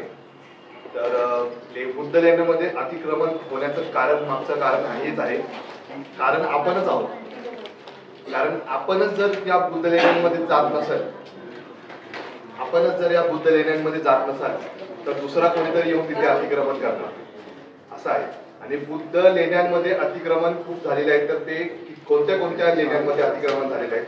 तर कपिलची लेणी आहे, ते आत्ताच्या काळामध्ये त्याच्या लेण्याद्री नावाने ओळखले जाते. लेण्याद्री म्हणून गणपतीच्या नावाने ओळखले जाते. आणि तिथे तुळजा म्हणून आहे, जुन्नरला म्हणून तुळजा लेणी आहे. तिथे आता बुद्धांना असं अक्षरशः कपडे बांधून तिला डोळे लावून असे त्याच्यावरती त्याचं देवत करून घेतलेलं आहे. अशी खूप उदाहरणं आहेत, जसे की असे खूप उदाहरणं आहेत ज्याच्यामध्ये अतिक्रमण झालेलं आहे, त्याच्यामुळे अतिक्रमण करण्याचं कारणच आपण आहोत की ज्याच्यामुळे आपणच जात नाही आहोत. आणि आपण येण्याचं आपण सर्व फॅमिलीमधून सर्वांनी यायला बघायला पाहिजे असं, आणि सर्वांनी यायला हवं. प्रत्येकाने आपापल्या फॅमिलीमधल्या एक मेंबरमधून प्रत्येकाने एक मेंबर दोन घरातले सगळ्यांनी जरी एकत्र आले तरी आपण ही अतिक्रमण हटवू शकतो. आताच उदाहरण झालं तर बौद्धगयामध्ये देखील एक नवीन अतिक्रमण सुरू झालेलं आहे. त्यामुळे आता खूप त्याचे मोर्चे निघालेले आहेत, सगळीकडे त्याचे प्रचार दिसत आहेत. तर त्याचा असा प्रचार केलेला आहे की सगळ्यांनी आता आपण अल्पसंख्याक आहोत, आपण खूप कमी लोक आहोत, तर ते कमी लोक आहोत त्याचा एक आपल्याला एक फायदा उचलला पाहिजे. त्याचा खूप जास्तीत जास्त लोक येऊन त्याचा माहिती घेऊन आणि ह्या सगळ्या बुद्ध लेण्यांची माहिती घेऊन आपण या लेण्यांमध्ये यायला हवं, आणि त्याच्यामुळे हे अतिक्रमण हटवलं जाईल असं वाटतं. या लेणीची जी नाव आहे हे कोंडिविटे म्हणून आहे. आता जर तुम्ही गुगलवरती सर्च केलं तर कोंडिविटे दिसत नाही, महाकाली केव्ज असं नाव दिसतं. तर हे महाकाली केव्जचं कारणच हे काही इथले स्थानिक जे आहेत त्यांनी इथे येऊन महाकाली केव्ज नाव दिलेले आहे. आणि एक ते पण याचं महाकाली केव्ज नाव नसून याचं नाव जे आहे कोंडिविटे नाव आहे असं. तर कोंडिविटे आहे ते तिथे शिलालेख वगैरे पण आहेत, इव्हन शिल्प त्याच्यामुळे पण आपल्याला समजून येतं. ठीक आहे, पुढे मग आपण आता पुढच्या या लेणीचं आपण माहिती घेणार आहोत. त्याच्यानंतर जे आपले उपस्थित महिला आहेत त्यांना आपण सत्कार करणार आहोत आणि हा कार्यक्रम घेणार आहोत, शेवट करणार आहोत. ठीक आहे, तर आलेल्या इथे उपस्थित सर्वांना आपल्याला जय भीम आणि जागतिक महिला दिनाच्या सर्वांना हार्दिक शुभेच्छा. त्यामुळे धन्यवाद. Okay, thank you. जोड म्हणून मी तुम्हाला सांगतो की लेणी संवर्धन आपण का केलं पाहिजे, लेणीवर का केलं पाहिजे. मुळात तुम्हाला लेणी संवर्धन जर करायचं असेल तर सगळ्यात पहिलं लेणी म्हणजे काय हे समजून घ्यावं लागेल. अदरवाईज तुम्हाला कळणारच नाही काय नक्की संवर्धन करायचं. तर लेणी म्हणजे काय, लेणी ह्या कशा निर्माण झाल्या, लेणी म्हणजे गुहा का, तर नाही, या नैसर्गिक गुहा नाहीये, त्या मानव निर्मित आहेत. तर त्या कोणी केल्या आणि त्या बुद्ध लेण्या काय आहे, त्याच्यामध्ये सुद्धा लेण्यांमध्ये सुद्धा प्रकार आहेत. बुद्ध लेणी आहेत, शैव लेणी आहेत, त्याच्यात तुम्हाला जैन लेणी सुद्धा सापडतात. विनाकारण आपण झेंडा घेऊन आपलं जायचं आणि तिकडे जैन लेणी आहे, तिकडे आपली लेणी आणि आपण त्याच्यामध्ये मग तोंड घाई पडतो. म्हणून सगळ्यात पहिलं आपण समजून घेतलं पाहिजे की लेणी म्हणजे काय. लेणी म्हणजे काय तर आपल्या विनयपिटकामध्ये बौद्ध जे भिक्खू आहेत त्यांना वर्षावासाचा एक कालावधी असतो आणि त्या काळामध्ये त्यांना डोंगरामध्ये राहावं लागतं, एकांतवासात राहावं लागतं. ह्या काळामध्ये त्यांना कुठे राहायचं असतं तर मग ते कुठेतरी मोठा झाड, एखादं डोंगर कपारी, अशा प्रकारे हे पूर्वी राहायचे. आणि हे दुःख ज्यावेळेला सम्राट अशोकांनी समजून घेतलं त्यांनी त्यांच्यासाठी सगळ्यात पहिली म्हणजे इसवी सनाच्या पूर्वी 3ऱ्या शतकामध्ये बाराबर, जे आता बिहारमध्ये आहे, बाराबर आणि नागार्जुन या टेकड्यांवर सगळ्यात पहिली लेणी कोरून घेतली आणि ती आजीविक संघाला दान म्हणून दिली. आणि अशा प्रकारे मग ही परंपरा चालू झाली की बौद्ध संघांना अशा प्रकारच्या लेणी करून देण्यात येऊ लागल्या आणि त्याच्यामध्ये मग ते त्यांचं कार्य करायचे, धम्म कार्य करायचे. मग बुद्धाच्यामध्ये तुम्ही हे आता याला चैत्यगृह म्हणतात, हे चैत्यगृह आहे कारण की इथे चैत्य स्तूप आहे. पुढे बघाल तर तुम्ही इथे आपले विहार आहे. तर अशा प्रकारच्या या लेण्यांमध्ये तुम्हाला वेगवेगळ्या प्रकारच्या वास्तू पाहायला मिळतात. तर आता ही आपण जी लेणी पाहतोय ह्या लेणीबद्दल मी थोडक्यात तुम्हाला माहिती सांगतो. ही लेणी इसवी सनाच्या 1ल्या शतकापासून खोदण्यात आली आणि 4थ्या ते 5व्या शतकापर्यंत इथे काम चालू होतं. या परिसरामध्ये अजून बऱ्याच लेण्या आहेत, 19 लेण्या आहेत या परिसरामध्ये, तशा वेगवेगळ्या. ज्या आपला आता इकडचा जो खडक आहे, हा जो खडक आहे हा बेसॉल्ट खडक आहे. जे व्हॉल्कॅनोज असतात आपले, ज्वालामुखी जो असतो तर त्याच्यातून जो उद्रेक होतो आणि लक्षावधी वर्ष निघून जातात आणि थंड होऊन मग आपलं. तर आता काय होतंय की हा जो दगड आहे तो तुम्ही पाहू शकता की हा एकसंध नाहीये. एकसंध आहे का नाही, तुम्हाला रेती दिसते, माती दिसते, दगड खडक दिसत आहे. त्याच्यामुळे ह्याला नैसर्गिक इजा झाली आहे. त्याच्यामुळे तुम्हाला त्या पूर्वस्थितीमध्ये तुम्हाला ही लेणी पाहता येत नाही. त्याच्यामुळे हा स्तूप सुद्धा बऱ्यापैकी खाली झालेली आहे. तर ह्या प्रकारचं चैत्यगृह आहे हा एकमेव आहे हा तुम्हाला फार रेअरली कुठेतरी पाहायला मिळेल. हे फक्त तुम्हाला कुठं अजून एक रेफरन्स असा मिळतो की आपल्याला बिहारमध्ये सुदामा विहार म्हणून सुदामा बौद्ध लेणी आहेत. तिथे सुद्धा अशाच प्रकारची ही चैत्यगृहाच्या बाहेर हे आवरण आहे भिंतीचं. अदरवाईज तुम्हाला कुठेच मिळणार नाही आणि हे एकमेव तिथे तुम्हाला. म्हणून आपल्याला हे समजून घ्यावं लागेल की हे लेणी. तर ह्या लेणीवर पूर्वी काय व्हायचं की आजूबाजूला हा परिसर आहे. मुंबई उपनगर असल्यामुळे प्रत्येकाने आपल्या उपजीविकेसाठी मुंबईवर कब्जा केलेला आहे. जे मिळेल ते आपलं. आता त्याच्यामुळे काय झालं, वेगवेगळ्या धर्मियांचे, वेगवेगळ्या उपासकांचे, वेगवेगळ्या गोष्टी ज्या मांडणाऱ्या आहेत त्या लोकांची वस्ती आजूबाजूला वाढलेली. आता कुठे आपला सम्राट अशोका म्हणजे कोण हे आपला आता समजतंय. बाबासाहेबांनी आपला बौद्ध धर्म किती देऊन वर्ष झाली, पण आता आपण अशोका बद्दल जाणून घ्यायला लागलो. तर त्याच्यामुळे काय झालं की इथे महाकाली गुफा म्हणून हे नाव प्रसिद्ध झालं. चुकी कोणाची आहे? आपली. कारण आपल्याला माहितच नाही की आपल्या बौद्ध लोकांचं अजून काही असतं. बाबासाहेबांनी सांगितलं, ज्यावेळी बौद्ध धर्म दिला त्यावेळेला सांगितलं की दर महिन्याला दर रविवारी तुम्हाला बौद्ध विहारात जायचंय. का? ते विचारांची देवाणघेवाण होईल, बुद्ध धर्म शिकायला तुम्हाला मदत होईल. बाबासाहेबांनी आपल्यासाठी बुद्ध आणि धम्म एक आपल्यासाठी बायबल आपण म्हणूया की बुद्ध धर्माचं बायबल तुम्हाला सगळं एकत्रित करून संग्रहित करून ते दिलं. पण त्याच्याही पलीकडे जाऊन आपल्याला दर महिन्याला एकदा तरी प्रत्येक लेणीवर जायला पाहिजे. त्याचा परिणाम काय होतो? महाकाली गुफा होते किंवा मग कार्ला लेणी. कार्ला लेणी का? आम्ही त्याला कार्ला लेणी नाही म्हणत, आम्ही त्याला वरुलच म्हणतो. का? तर ज्यावेळी तुम्ही अशा प्रकारचे शिलालेख पाहता प्रत्येक ठिकाणी तुम्हाला सम्राट अशोकाने जिथे जिथे लेण्या कोरलेल्या आहेत. मग आता ही ज्या महाराष्ट्रातल्या ज्या लेण्या आहेत म्हणजे भारतामध्ये जवळपास आपल्याला 1200 लेण्या पाहायला मिळतात. प्रत्येक जैन असतील, शैव असतील किंवा आपल्या बुद्ध लेण्या, त्याच्यापैकी आपल्या 900 ह्या लेण्या आपल्याच आहेत. त्यामुळे महाराष्ट्रामध्ये ते सर्वात जास्त आहेत. आपण किती समृद्ध आहेत त्या बाबतीमध्ये आपल्याला माहितच नाही. सगळ्यात जास्त जेवढ्या भारतामध्ये नाहीये तेवढ्याच 1/3 हा फक्त महाराष्ट्रामध्ये आहे. आणि महाराष्ट्रामध्ये जुन्नरमध्ये हा त्याचा एक आपण म्हणूया की शिखर आहे की सगळ्यात जास्त तुम्हाला जुन्नर परिसरामध्ये एवढ्या लेण्या पाहायला मिळतात. तर तुम्हाला फार दूर जायची गरजच नाही.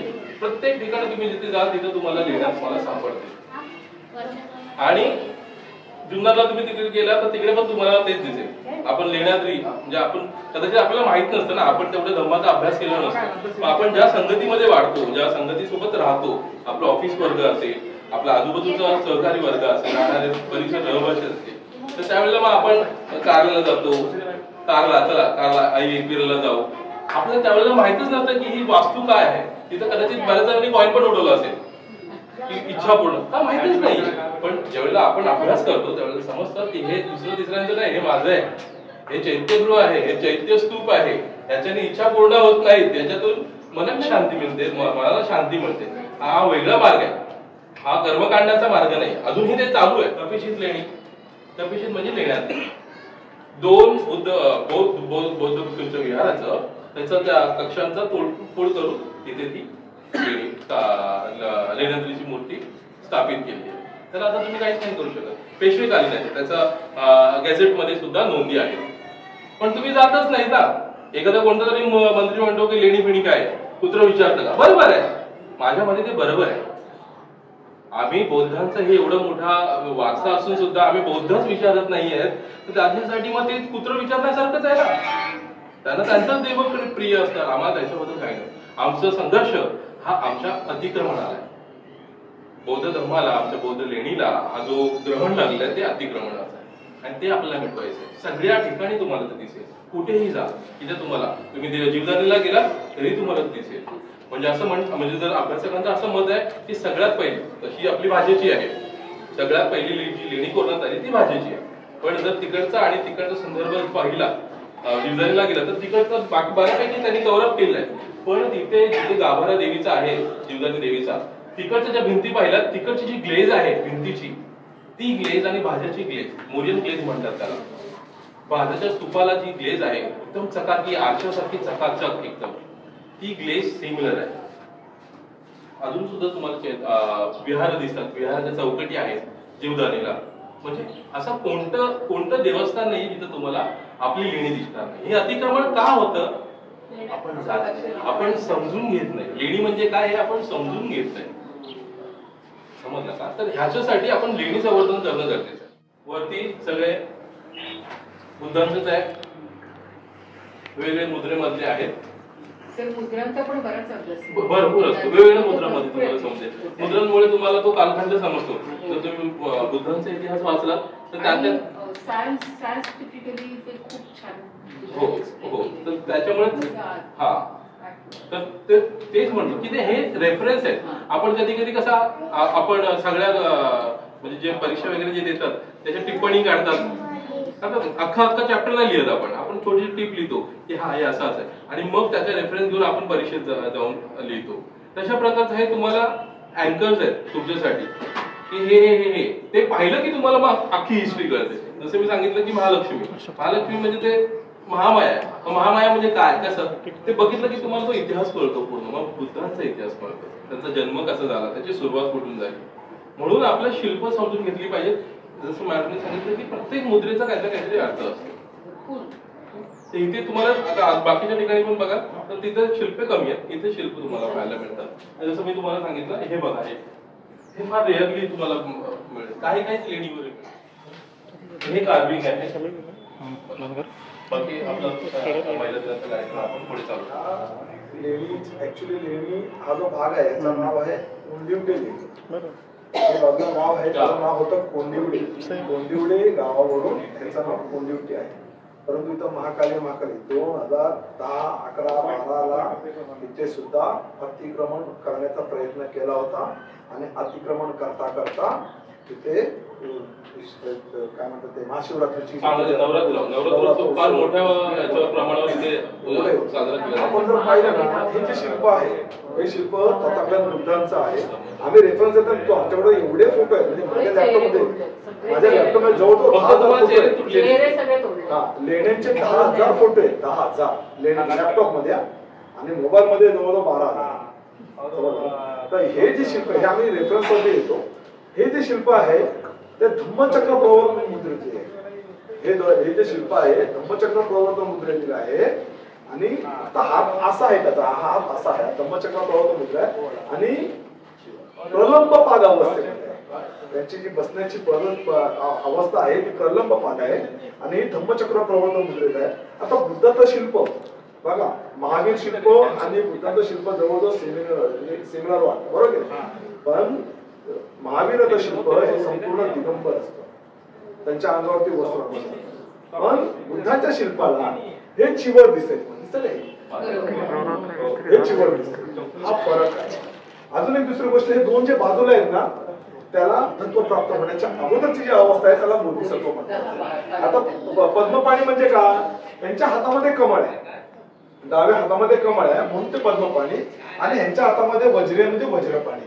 त्याच्या पुढे खाली आपण पाहिलं आपण बोलतो ना नागाचे वंशज, हे नागराजे दिसतात तुम्हाला. त्याचा फोटो आहे नागराजे, ही त्यांची फॅमिली आहे. बाजूला जी आहे महिला, मी काय म्हणतो होतो महिला आणि पुरुष त्यावेळी एका रेंज मध्ये होते. कोण लहान आणि कोण मोठं किंवा कोणी याच्यामध्ये कोणत्याही प्रकारचा कमी जास्तपणा होता आणि त्यांची फॅमिली आहे. पण वरती जो दिसत आहेत ना त्याला विद्याधर म्हणतात. आता विद्याधर एक संकल्पना म्हणजे जो लेणी कार्विंग त्याने काल्पनिकरित्या किंवा संकल्पना केली. विद्याधर म्हणजे काय, बुद्धांचा विचारांचा प्रसार किंवा यक्ष सुद्धा म्हटलं जातं, यक्ष सुद्धा म्हटलं जातं, यक्ष त्याला म्हणतात. तर बुद्धांच्या विचारांचा प्रसार आणि प्रचार करणारे त्यांना कधी कधी काही लेण्या कांद्यामध्ये गेलं त्यांना पंख सुद्धा आहे.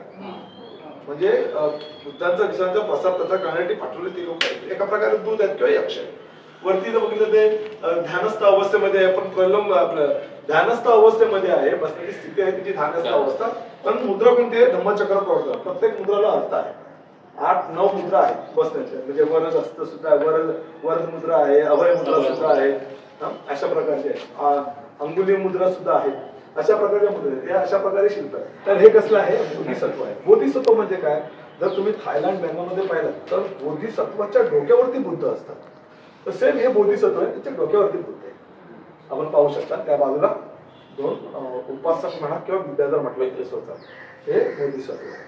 समजले, त्यांचे पण चेहरे तोडलेले आहेत आणि ह्याला जास्त पूजायचे लोक, याच्या महाशिवरात्रीला ह्याला. दुसरी गोष्ट एक महत्वाचं म्हणजे इथे जर पाहिलं आपण हे स्टॅम्प दिसतात का, हे कसले कोण सांगू शकेल? नाणे फेकले हे चिटकवण्याचे हे स्टॅम्प आहे दिसतात हे नाणी चिटकवण्याचे स्टॅम्प म्हणजे कोणाच्या इच्छा पूर्ण करते आताच करून घ्या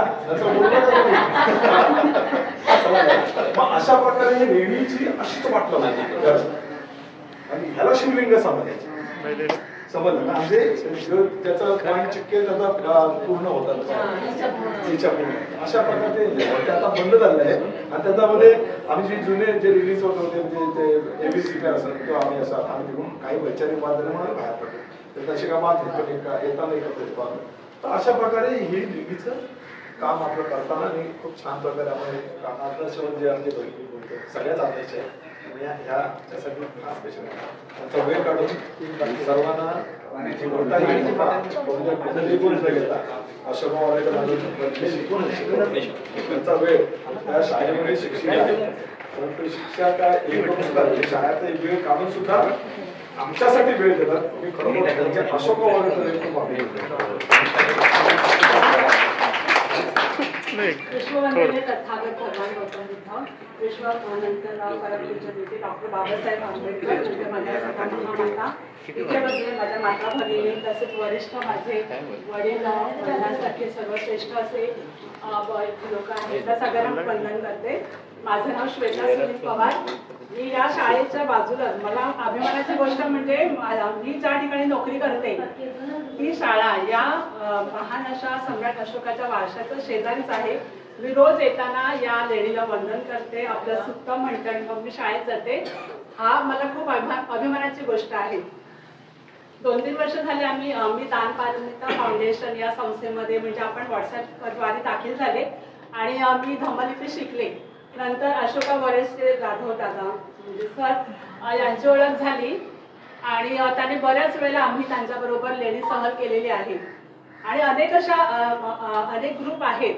पण जरीही अनेक ग्रुप असले तरी त्यांचा उद्देश एक आहे की आपली लेणी जी चळवळ आहे ती पुढे न्यायची आणि आपला वारसा आहे तो जतन करणे. याच्यामध्ये इथे बरेचसे माझे ओळखीचे आहेत. गरुडताई आहेत, माने मॅडम आहेत, बरेच सगळे माझे चेहरे ओळखीचे आहेत. नंतर प्रांजल सर आहेत, आपण आहात महेश सर.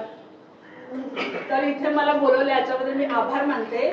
मी खरं असं पुढे तुमच्या महिलांसारखीच आहे, न बोलणारी, फक्त काम करणारी. मी जरी शिक्षिका म्हणून 35 वर्ष काम करत असले तरी समाजकार्यात मी कधीच काही केलेलं नव्हतं.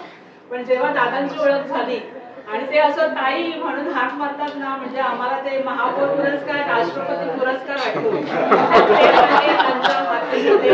की बापरे म्हणजे मी वर्णन करू शकत नाही. माझ्या घरात मला कोणी ताई म्हणत नव्हतं पण दादाजी हाक मारतात आणि मी त्यांच्यापेक्षा वयाने मोठी आहे तर ती हाक म्हणजे मला खूप मोठा पुरस्कार वाटतो. असो अशोका वॉरियर्ससाठी आपण कोणी वेगळे नाही आहोत. अनेक जण आपण अनेक अंगाने आपण काम करतो तेव्हा आपलं एक उद्दिष्ट सफल होणार आहे.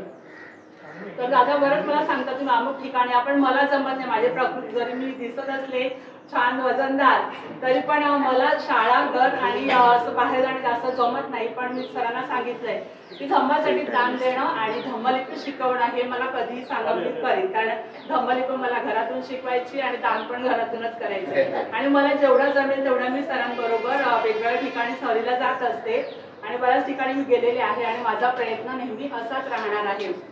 तर आता बरेच आपले वक्ते बोलले की आता इतकी वर्ष झाली आपण पाहिलं नाही. पण माझं एक असं मत आहे की आता आपण अज्ञानात होतो त्यामुळे कोणी कोणाला दोष देऊ नका कारण आपण सगळे सारख्याच पाण्यातले आहोत. मला पण आताच 50 वर्षानंतर कळलं की मला खूप ज्ञान मिळवायचे. आपल्याला आदर होता धम्माबद्दल पण माहिती म्हणजे तेवढी सखोल नव्हती. आता महेश सरांनी किती छान सांगितलं मला माहित नाही. मला कधी कधी असं वाटतं की शाळा नोकरी सोडूया आणि वाचन करूया आणि आधी आपण ज्ञानी होऊया. तर ज्ञानी होण्याची ही संकल्पना आपली प्राचीन आहे आणि आपण त्याचे वारसदार आहोत हो की नाही. आणि डॉक्टर बाबासाहेबांनी पण सांगितले की प्रत्येक माणसाचं उद्दिष्ट हेच असायला पाहिजे की त्याने आपल्या बुद्धीचा सर्वांगीण विकास करायला पाहिजे. आपण बुद्धिजीवी लोक आहोत, बुद्धाचे अनुयायी आहोत आणि नक्कीच आपण हे साध्य करू. आपण सगळे सारखे आहोत. सगळ्यात सुरुवात केलीच आहे तर एकत्र करूया. आणि तर सध्या जो महत्वाचा प्रश्न आहे अनिल दादांचं तर लेडी संवर्धनामध्ये इतकं काम आहे मला वाटतं ते गरज म्हणून ते नोकरीला जातात आणि नंतर सुवर्णाताईंकडनं डबा घेऊन ते बाहेरच असतात म्हणजे ते अजिबात घरी नसतात म्हणजे घरी नसणाऱ्या व्यक्ती म्हणजे अजिबात म्हणजे त्यांच्या घरात आम्हाला दमदान दिलं ते. म्हणजे खरंच. आता आपण सगळं महिला आहोत ना, खूप वाटतं की काय काय करा पण आपल्याला खूप मर्यादा येतात. आपल्याला घर सांभाळायचं असेल, नोकरी असेल, नोकरी असते, पण आपली सद्भावना नेहमीच आपल्या भावांबरोबर लहान मोठ्यांबरोबर असते. तरुण मंडळी तर खूपच छान आहे दादांबरोबर.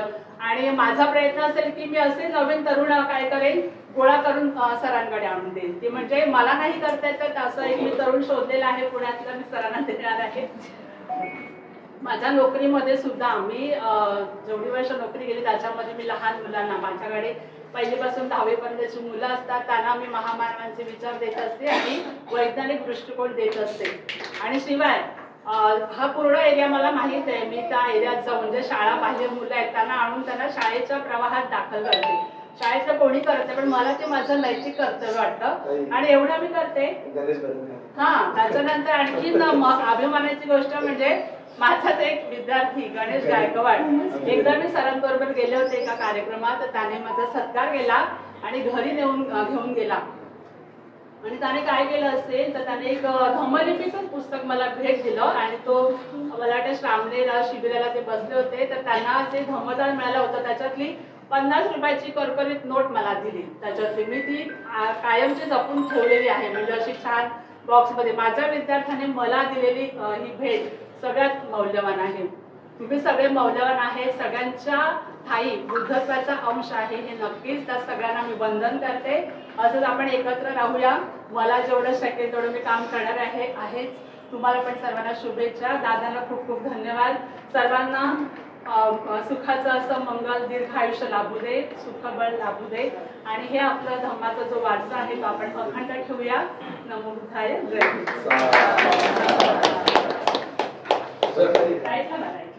प्रथम सर्वांना आज महिला दिनाच्या शुभेच्छा आणि सर्वांना जय भीम.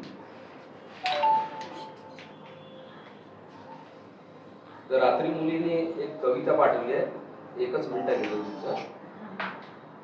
आणि तिने आवर्जून सांगितलं की पप्पा तुम्ही तिथे सादर करा. तर कवितेचा शीर्षक आहे खऱ्या मुक्तीचा दिवस. महिला दिन आला तो साजरा होतो, फुलं गौरव सत्कार होतो. पण विचारू का कधी स्वतःला खरंच मुक्त झाल्या का स्त्रिया? प्रश्नचिन्ह आहे. शब्दात मोठी स्वप्न रंगवतो पण अजूनही किती जखमात छापतो. हक्कांसाठी झुंजणाऱ्या भगिनी आजही रडतात शांत किनारी. नमो बुद्धाय. जय भीम. संघर्षाची ही कहाणी आहे गहन. गरिबीच्या अंधारातून शिक्षणाचा दिवा पेटविला प्रखर.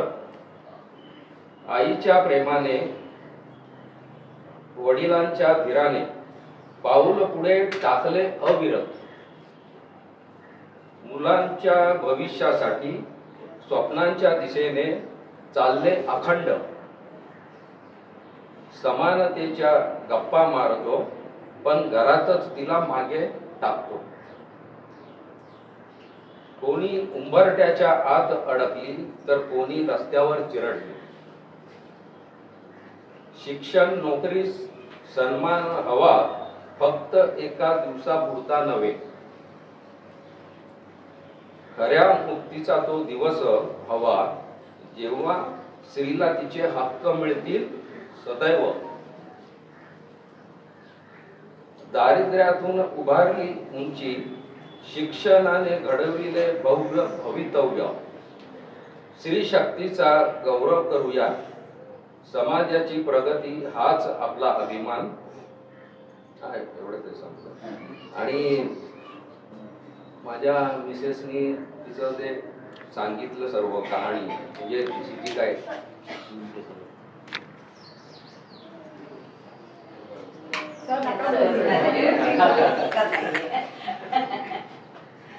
माझ्या बाबतीत उलट आहे. केली माझ्या पुढे आणि मला खूप साथ दिली.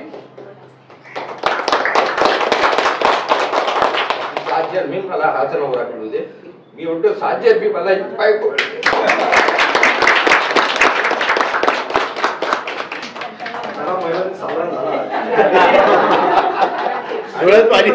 खरोखर अशी बायको मिळणं फार कठीण आहे. हे माझं भाग्य समजतो. म्हणजे आई वडिलांचं पुण्य किंवा इतरांचं पुण्य फार म्हणजे फार मुलाची अजूनही. आणि हे जे काही आता आम्ही समाजकार्य करतो हे केवळ सरांमुळे. आणि I think all credit goes to my wife and sir.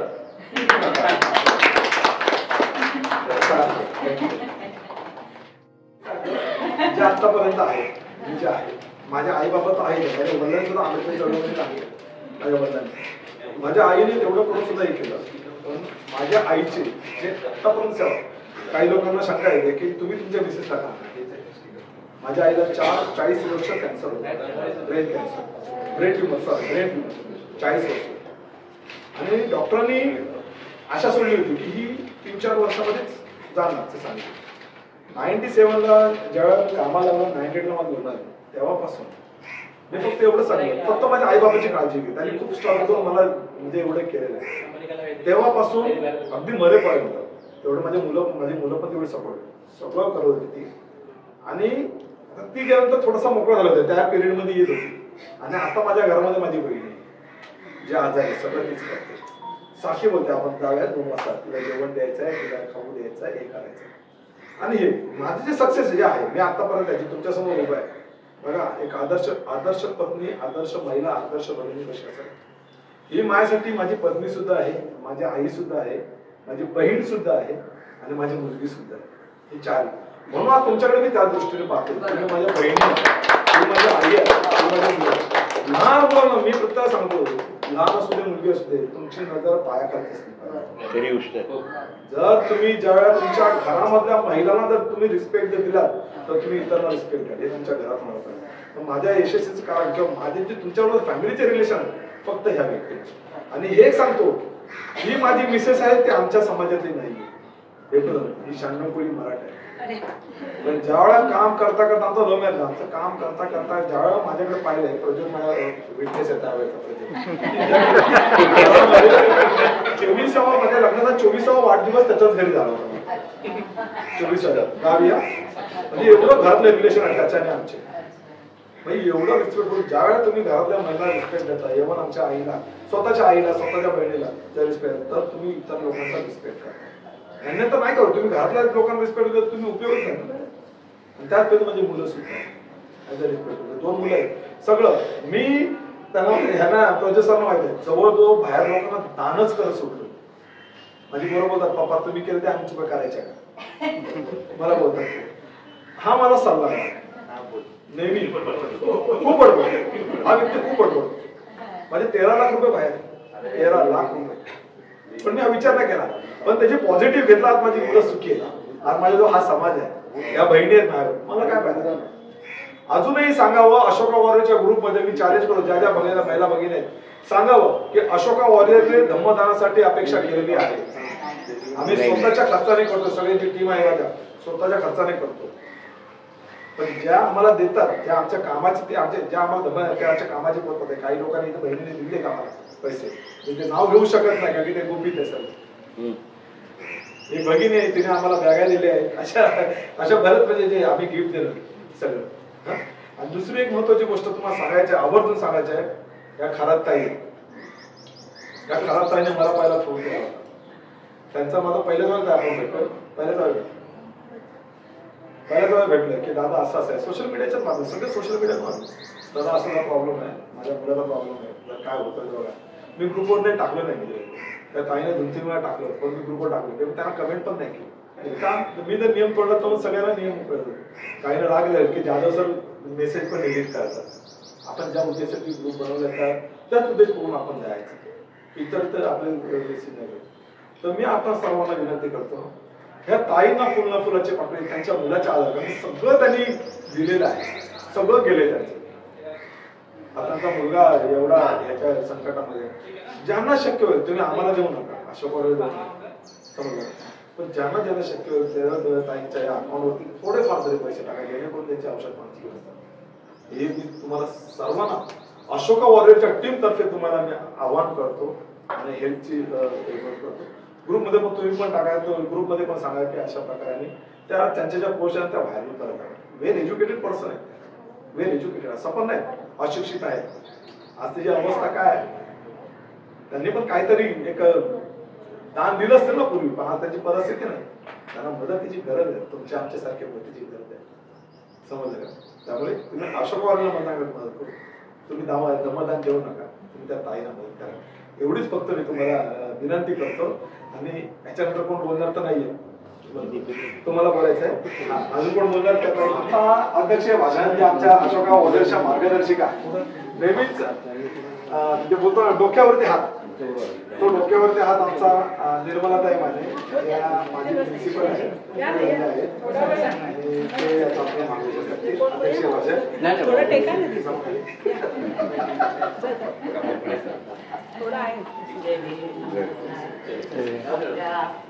बहुजनांच्या सर्व महामानवांना अभिवंदन करते आणि आपल्या सर्वांना महिला दिनाच्या, जागतिक महिला दिनाच्या हार्दिक शुभेच्छा. वेळ खूप झालाय, अध्यक्ष भाषण म्हटलं की सगळे विषय कव्हर करायला पाहिजे होते. अगदी आपल्याला पहिल्यांदा सुरुवात जी केली डॉक्टर अर्चना यांनी, की खूप चांगलं मार्गदर्शन केलं.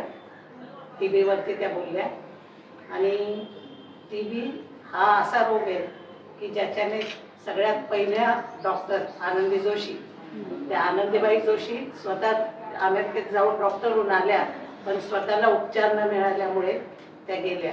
म्हणजे समाजाला त्यांचा काहीच उपयोग नाही झाला, म्हणजे एवढा त्यांनी त्याग केला पण त्याचा उपयोग समाजाला काही झाला नाही. या सगळ्या ज्या माता झाल्या, जाऊन असत्या तर शिवाजी महाराज घडले नसते, रमाई नसती तर आपल्याला एवढी आपल्याला भारताची राज्यघटना देणारे विश्व मानव महामानव असे परमपूज्य डॉक्टर बाबासाहेब आंबेडकर आपल्याला लाभले नसते. जसं प्रचोदयाने म्हटलं की बाबासाहेबांच्या 2 पत्नी, कारण रमाईने तर खरोखर खूप त्यावेळी हाल सहन केले, ते सगळा इतिहास मी आता सांगत नाही, प्रत्येकाला आपल्याला माहिती नाही. तर त्यांनी जे योगदान दिलं ते बाबासाहेबांना घडवण्यासाठी, पण प्रत्यक्षात जी काही जे मोलाचं काय म्हणतात सहवास जो माई साहेबांनी दिला, सविताबाई आंबेडकर, त्या स्वतः जे हॉस्पिटलच्या त्या गोल्ड मेडलिस्ट, आणि त्याच्यामुळे त्यांनी जी शेवटची जी 9 वर्ष, जवळजवळ 9 वर्ष, कारण बाबासाहेबांचं आपल्याला माहिती आहे की ते बाहेर जेव्हा शिकत होते तेव्हा अगदी पाण्यात पाव बुडून पावाच्या तुकड्यात ते राहत होते. म्हणजे शरीराला आज आपण आपल्या मुलांना काजू बदाम सकाळी ड्रायफ्रुट्स देतो, पण त्या काळात त्यांना काही मिळालं नाही, आणि त्याच्यामुळे झालं काय की त्यांची प्रकृती जी खमली, आणि त्या काळात त्यांना सगळे आजार म्हणजे पोकारलं गेलं खरं शरीर, आणि त्यावेळी त्यांना मोलाची साथ दिली. त्या स्वतः डॉक्टर असल्या कारणानं सगळ्या काही वेळा सांभाळल्या, आणि टाइम टू टाइम त्यांना खायला प्यायला देणं हे सगळं माईसाहेबांनी सांभाळलं. त्यामुळे माईसाहेबांच्यामुळे बाबासाहेबांना पुढची जी 9 वर्ष मिळाली, आणि त्या 9 वर्षामध्ये जे त्यांनी काम केलंय की तुम्हाला भारताची राज्यघटना लिहिली, बुद्ध अँड हिज धम्मा लिहिलं, त्याचप्रमाणे हिंदू कोड बिल ते केलं. ते हिंदू कोड बिल खरं आपल्यासाठी नाहीये, सगळ्यांसाठी, पण इतरांना त्याची जाणीव नाही. बाबासाहेबांचं कार्य पाहिलं तर ते फक्त म्हणजे खरं पाहिलं तर आपण पूर्वाश्रमीचे महार, पण ते महार राहिले, ते महारांना ते बुद्धिस्ट झाले म्हणून त्यांना कोण तू बुद्धिस्ट का म्हणून उलट त्यांना हिणवलं जातं. तर बुद्धिस्ट आपण हे कमी नाहीये, कारण बुद्धिस्ट काही जात नाहीये, बुद्धिस्ट हा धर्म आहे. बुद्ध धर्म आपण म्हणतो की सगळ्यांचा इतिहास राहिला की एवढी वर्ष यांनी राज्य केलं, तेवढी वर्ष तेवढ्यांनी राज्य केलं, म्हणजे मोगलांचं सांगतात, पेशव्याचं सांगतात, मराठ्यांचं सांगतात, पण बौद्ध धर्म हा 1200 वर्ष इथे होता, आणि 1200 वर्ष इथे असणारा धर्म हा पूर्ण नामशेष झाला, आणि नंतर त्याचं पुनरुज्जीवन जे झालं ते 56 वर्षानंतर बाबासाहेबांनी केलं तेव्हा आपल्याला धर्म कळला आणि आज आपल्याला फक्त 68 वर्ष झाले जेमते. त्या 68 वर्षात आपल्याला धर्म तो काय कळणार. पण जे काही खरोखर बुद्धित झाले, महान लोकच बुद्धित झाले आणि जे खरोखर बुद्धित झाले ते त्यांची प्रगती आज सुधारली. आणि जे दोन्ही दगडावर पाय ठेवले, कारण इकडे महान पण आहे आणि अर्धे बौद्ध पण, त्याच्यामुळे ते दोन्ही दगडावर तसेच राहिले. नवबौद्ध नवबौद्ध असा धर्मच नाही, बौद्ध हाच धर्म आहे. पण शाळेमध्ये तुमची जेव्हा सुरुवात करतात तर शाळेत तुमचं लिव्हिंग सर्टिफिकेटवर जे कोणी ब्राह्मण असेल किंवा दुसरा असेल तर त्याने तुमची नोंद केली महान आणि बौद्ध किंवा हिंदू बौद्ध. अरे हिंदू धर्म मानता, बौद्ध धर्म मानता, मग दोन धर्म. कारण मी प्रिन्सिपल होते, त्यांनी सांगितलं हे आमचे माझे विद्यार्थी आहे. माझ्या MBBS कॉलेज झाल्यानंतर लिव्हिंग सर्टिफिकेट जे मिळतं त्याच्यावर त्यांनी हिंदू बौद्ध असं लिहिलेलं. तिथे मी जाऊन त्याच्याशी भांडून ते चेंज करून घेतलं. तेच तर हे माझ्या मुलींची स्वतः त्यांनी बुद्धिस्ट, मी म्हटलं एकच याची नाही, म्हणजे डबल डी HIST ना बुद्धिस्ट. तर मी म्हटलं तो डबल डीच पाहिजे, नुसता डी नाही असं. म्हणजे आपण जाणीवपूर्वक, आता शिकलेले तुम्ही असाल तर तुम्ही करता, पण जेव्हा आपले पालक म्हणजे आधी सुरुवातीला आपले आई वडील शिकलेले नव्हते आणि मग ते शाळेत गेले, अभिमानानं सांगतो मी बुद्धिस्ट म्हणून बौद्ध, पण तो लिहिताना लिहितो हिंदू बौद्ध, म्हणजे तुमच्या कोडा घालायचं काम ते करतात. तर हे कित्येक लोकांना मी म्हणजे आता 67-68 झालेल्या नोंदी त्या आता कशा आपण बदलणार. हा पण तरी सुद्धा पण आपण म्हणतो आपण पूर्णपणे त्यांना दोष देऊनही चालणार नाही. आपल्याला आपला धर्म आपल्याला माहिती नाही आणि सगळेच बहुजन सगळे तुम्ही इतर मागासच आहे ना, फक्त इतर आहे म्हणजे OBC, पण ते इतर स्वतःला बांधापेक्षा वरचढ समजते. कारण काय ब्राह्मण असे की ब्राह्मण फक्त ब्राह्मण म्हणजे ते प्युअर जे त्यांनाच जवळ करतात, इव्हन CKP जवळ करत नाही. तर ते हे बाकीच्यांना कळत नाही. ते बाकीचे स्वतःला एवढे ब्राह्मण समजतात की सगळ्या तुमच्या ओव्या बिव्या काय जे काय असेल ते सगळे यांचं पाठ.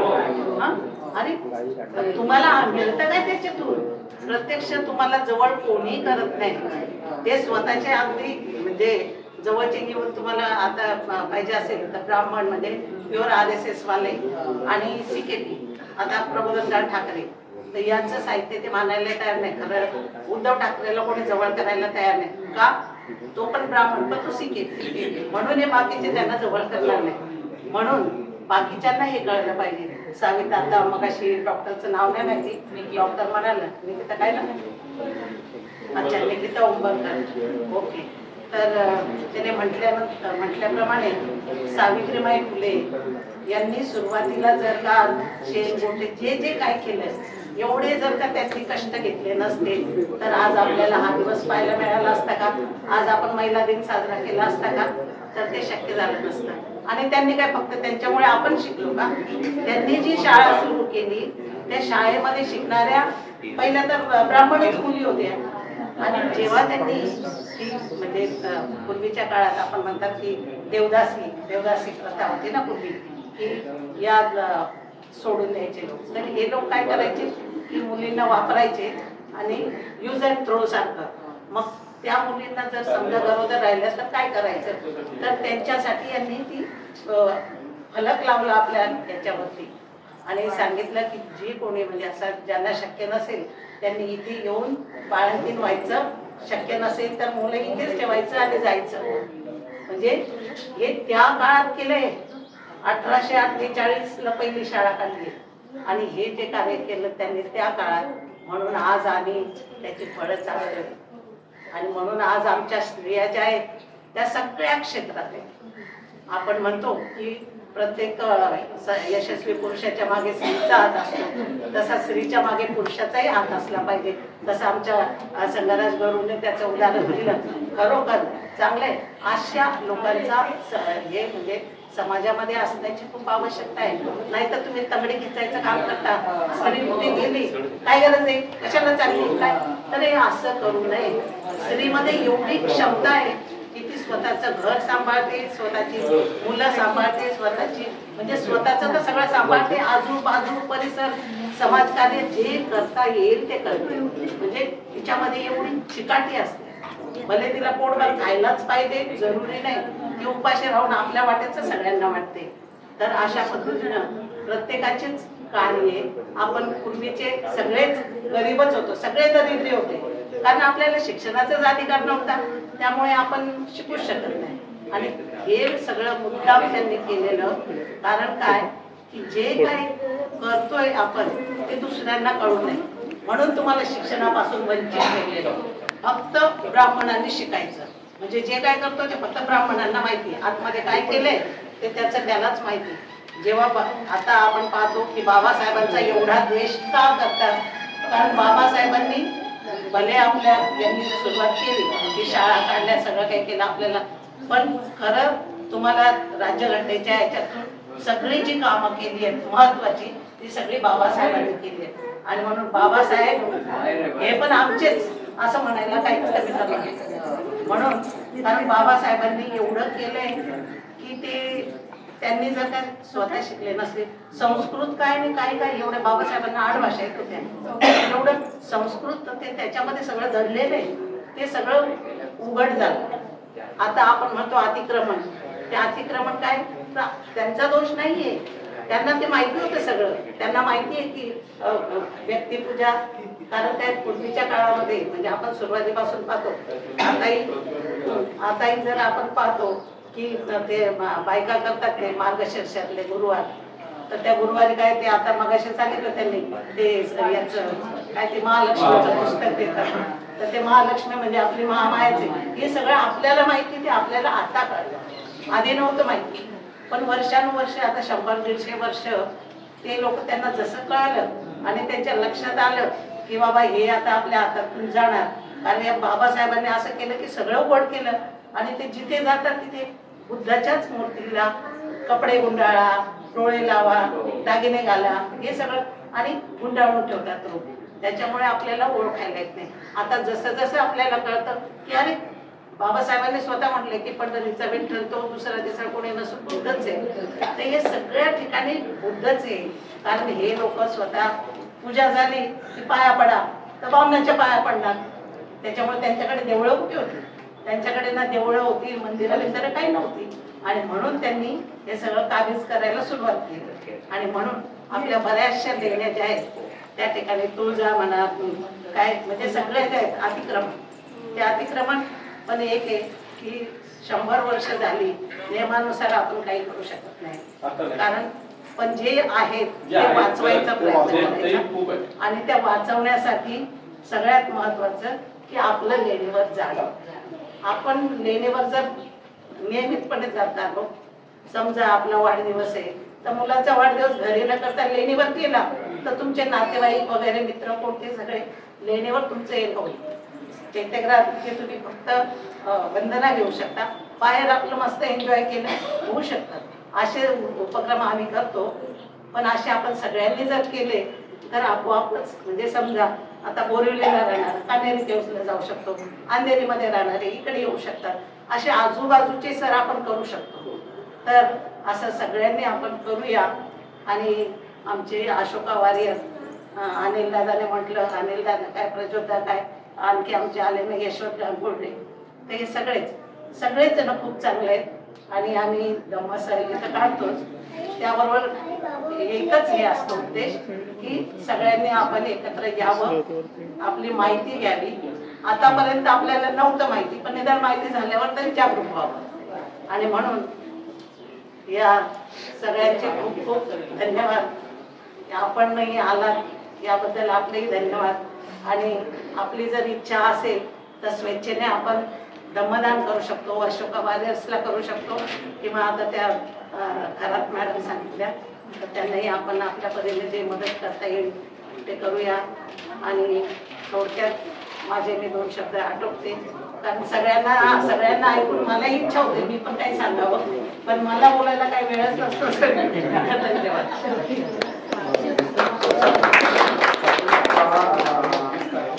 गिफ्ट तुम्हाला देईन.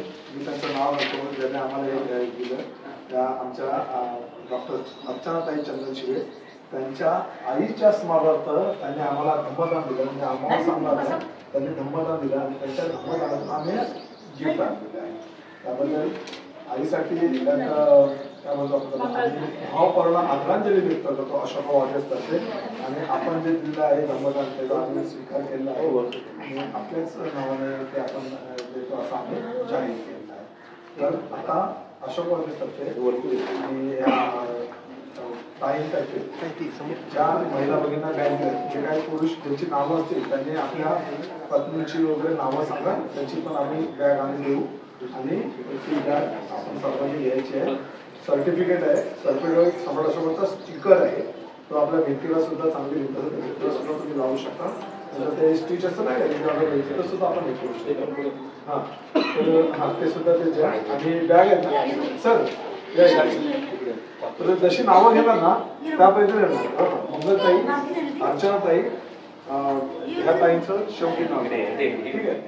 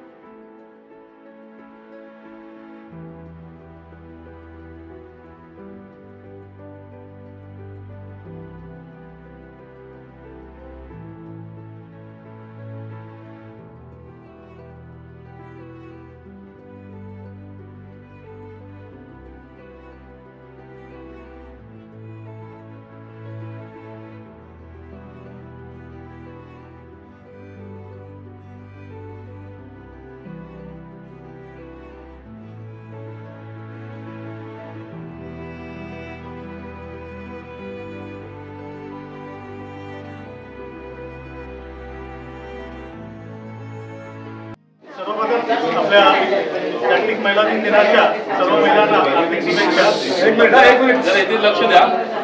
आज आम्ही इथे आलो होतो की अशोक वारिसांनी आम्हाला जे पाचारण केलं होतं की आपण येऊन आम्हाला यूट्यूबद्वारे आपला व्हिडिओ करून दाखवा. तर मी अशोक वारिसचे आभार मानतो की त्यांनी आम्हाला बोलवलं आणि ही आम्हाला संधी दिली, त्यामध्ये मी त्यांचे आभार मानतो आणि व्यक्त करतो. धन्यवाद.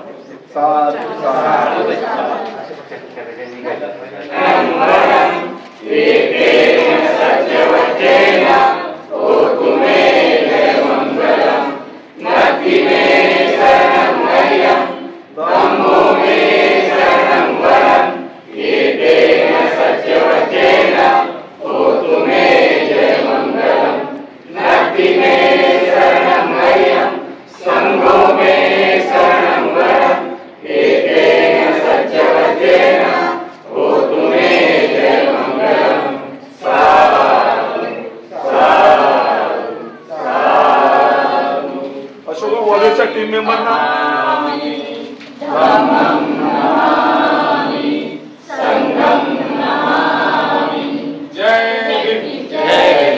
तुम्ही पाहिलं असेल की किती खूप अशा महिला या जागतिक दिनानिमित्त जमल्या होत्या ह्या लेणीच्या इथे आणि अशोक वॉरियर्सतर्फे हा कार्यक्रम घेण्यात आला होता. तर मग महिलांनी सुद्धा आपलं मनोगत मांडलं, त्यांच्या जे काय व्यथा असतील किंवा ते कसे भरून निघाले त्या ह्याच्यामधून. तर खूप असं मुलाचं मार्गदर्शन त्यांनी जी पुढची पिढी आली होती त्यांना दिलं होतं. तर असा हा व्हिडिओमध्ये मी दाखवण्याचा तुम्हाला प्रयत्न केला थोडा बहुत. तर तुम्हाला हा व्हिडिओ आवडला असेल तर नक्की चॅनल लाईक शेअर व सबस्क्राईब करा आणि असेच व्हिडिओ तुम्ही पुढे पाहत राहा. धन्यवाद.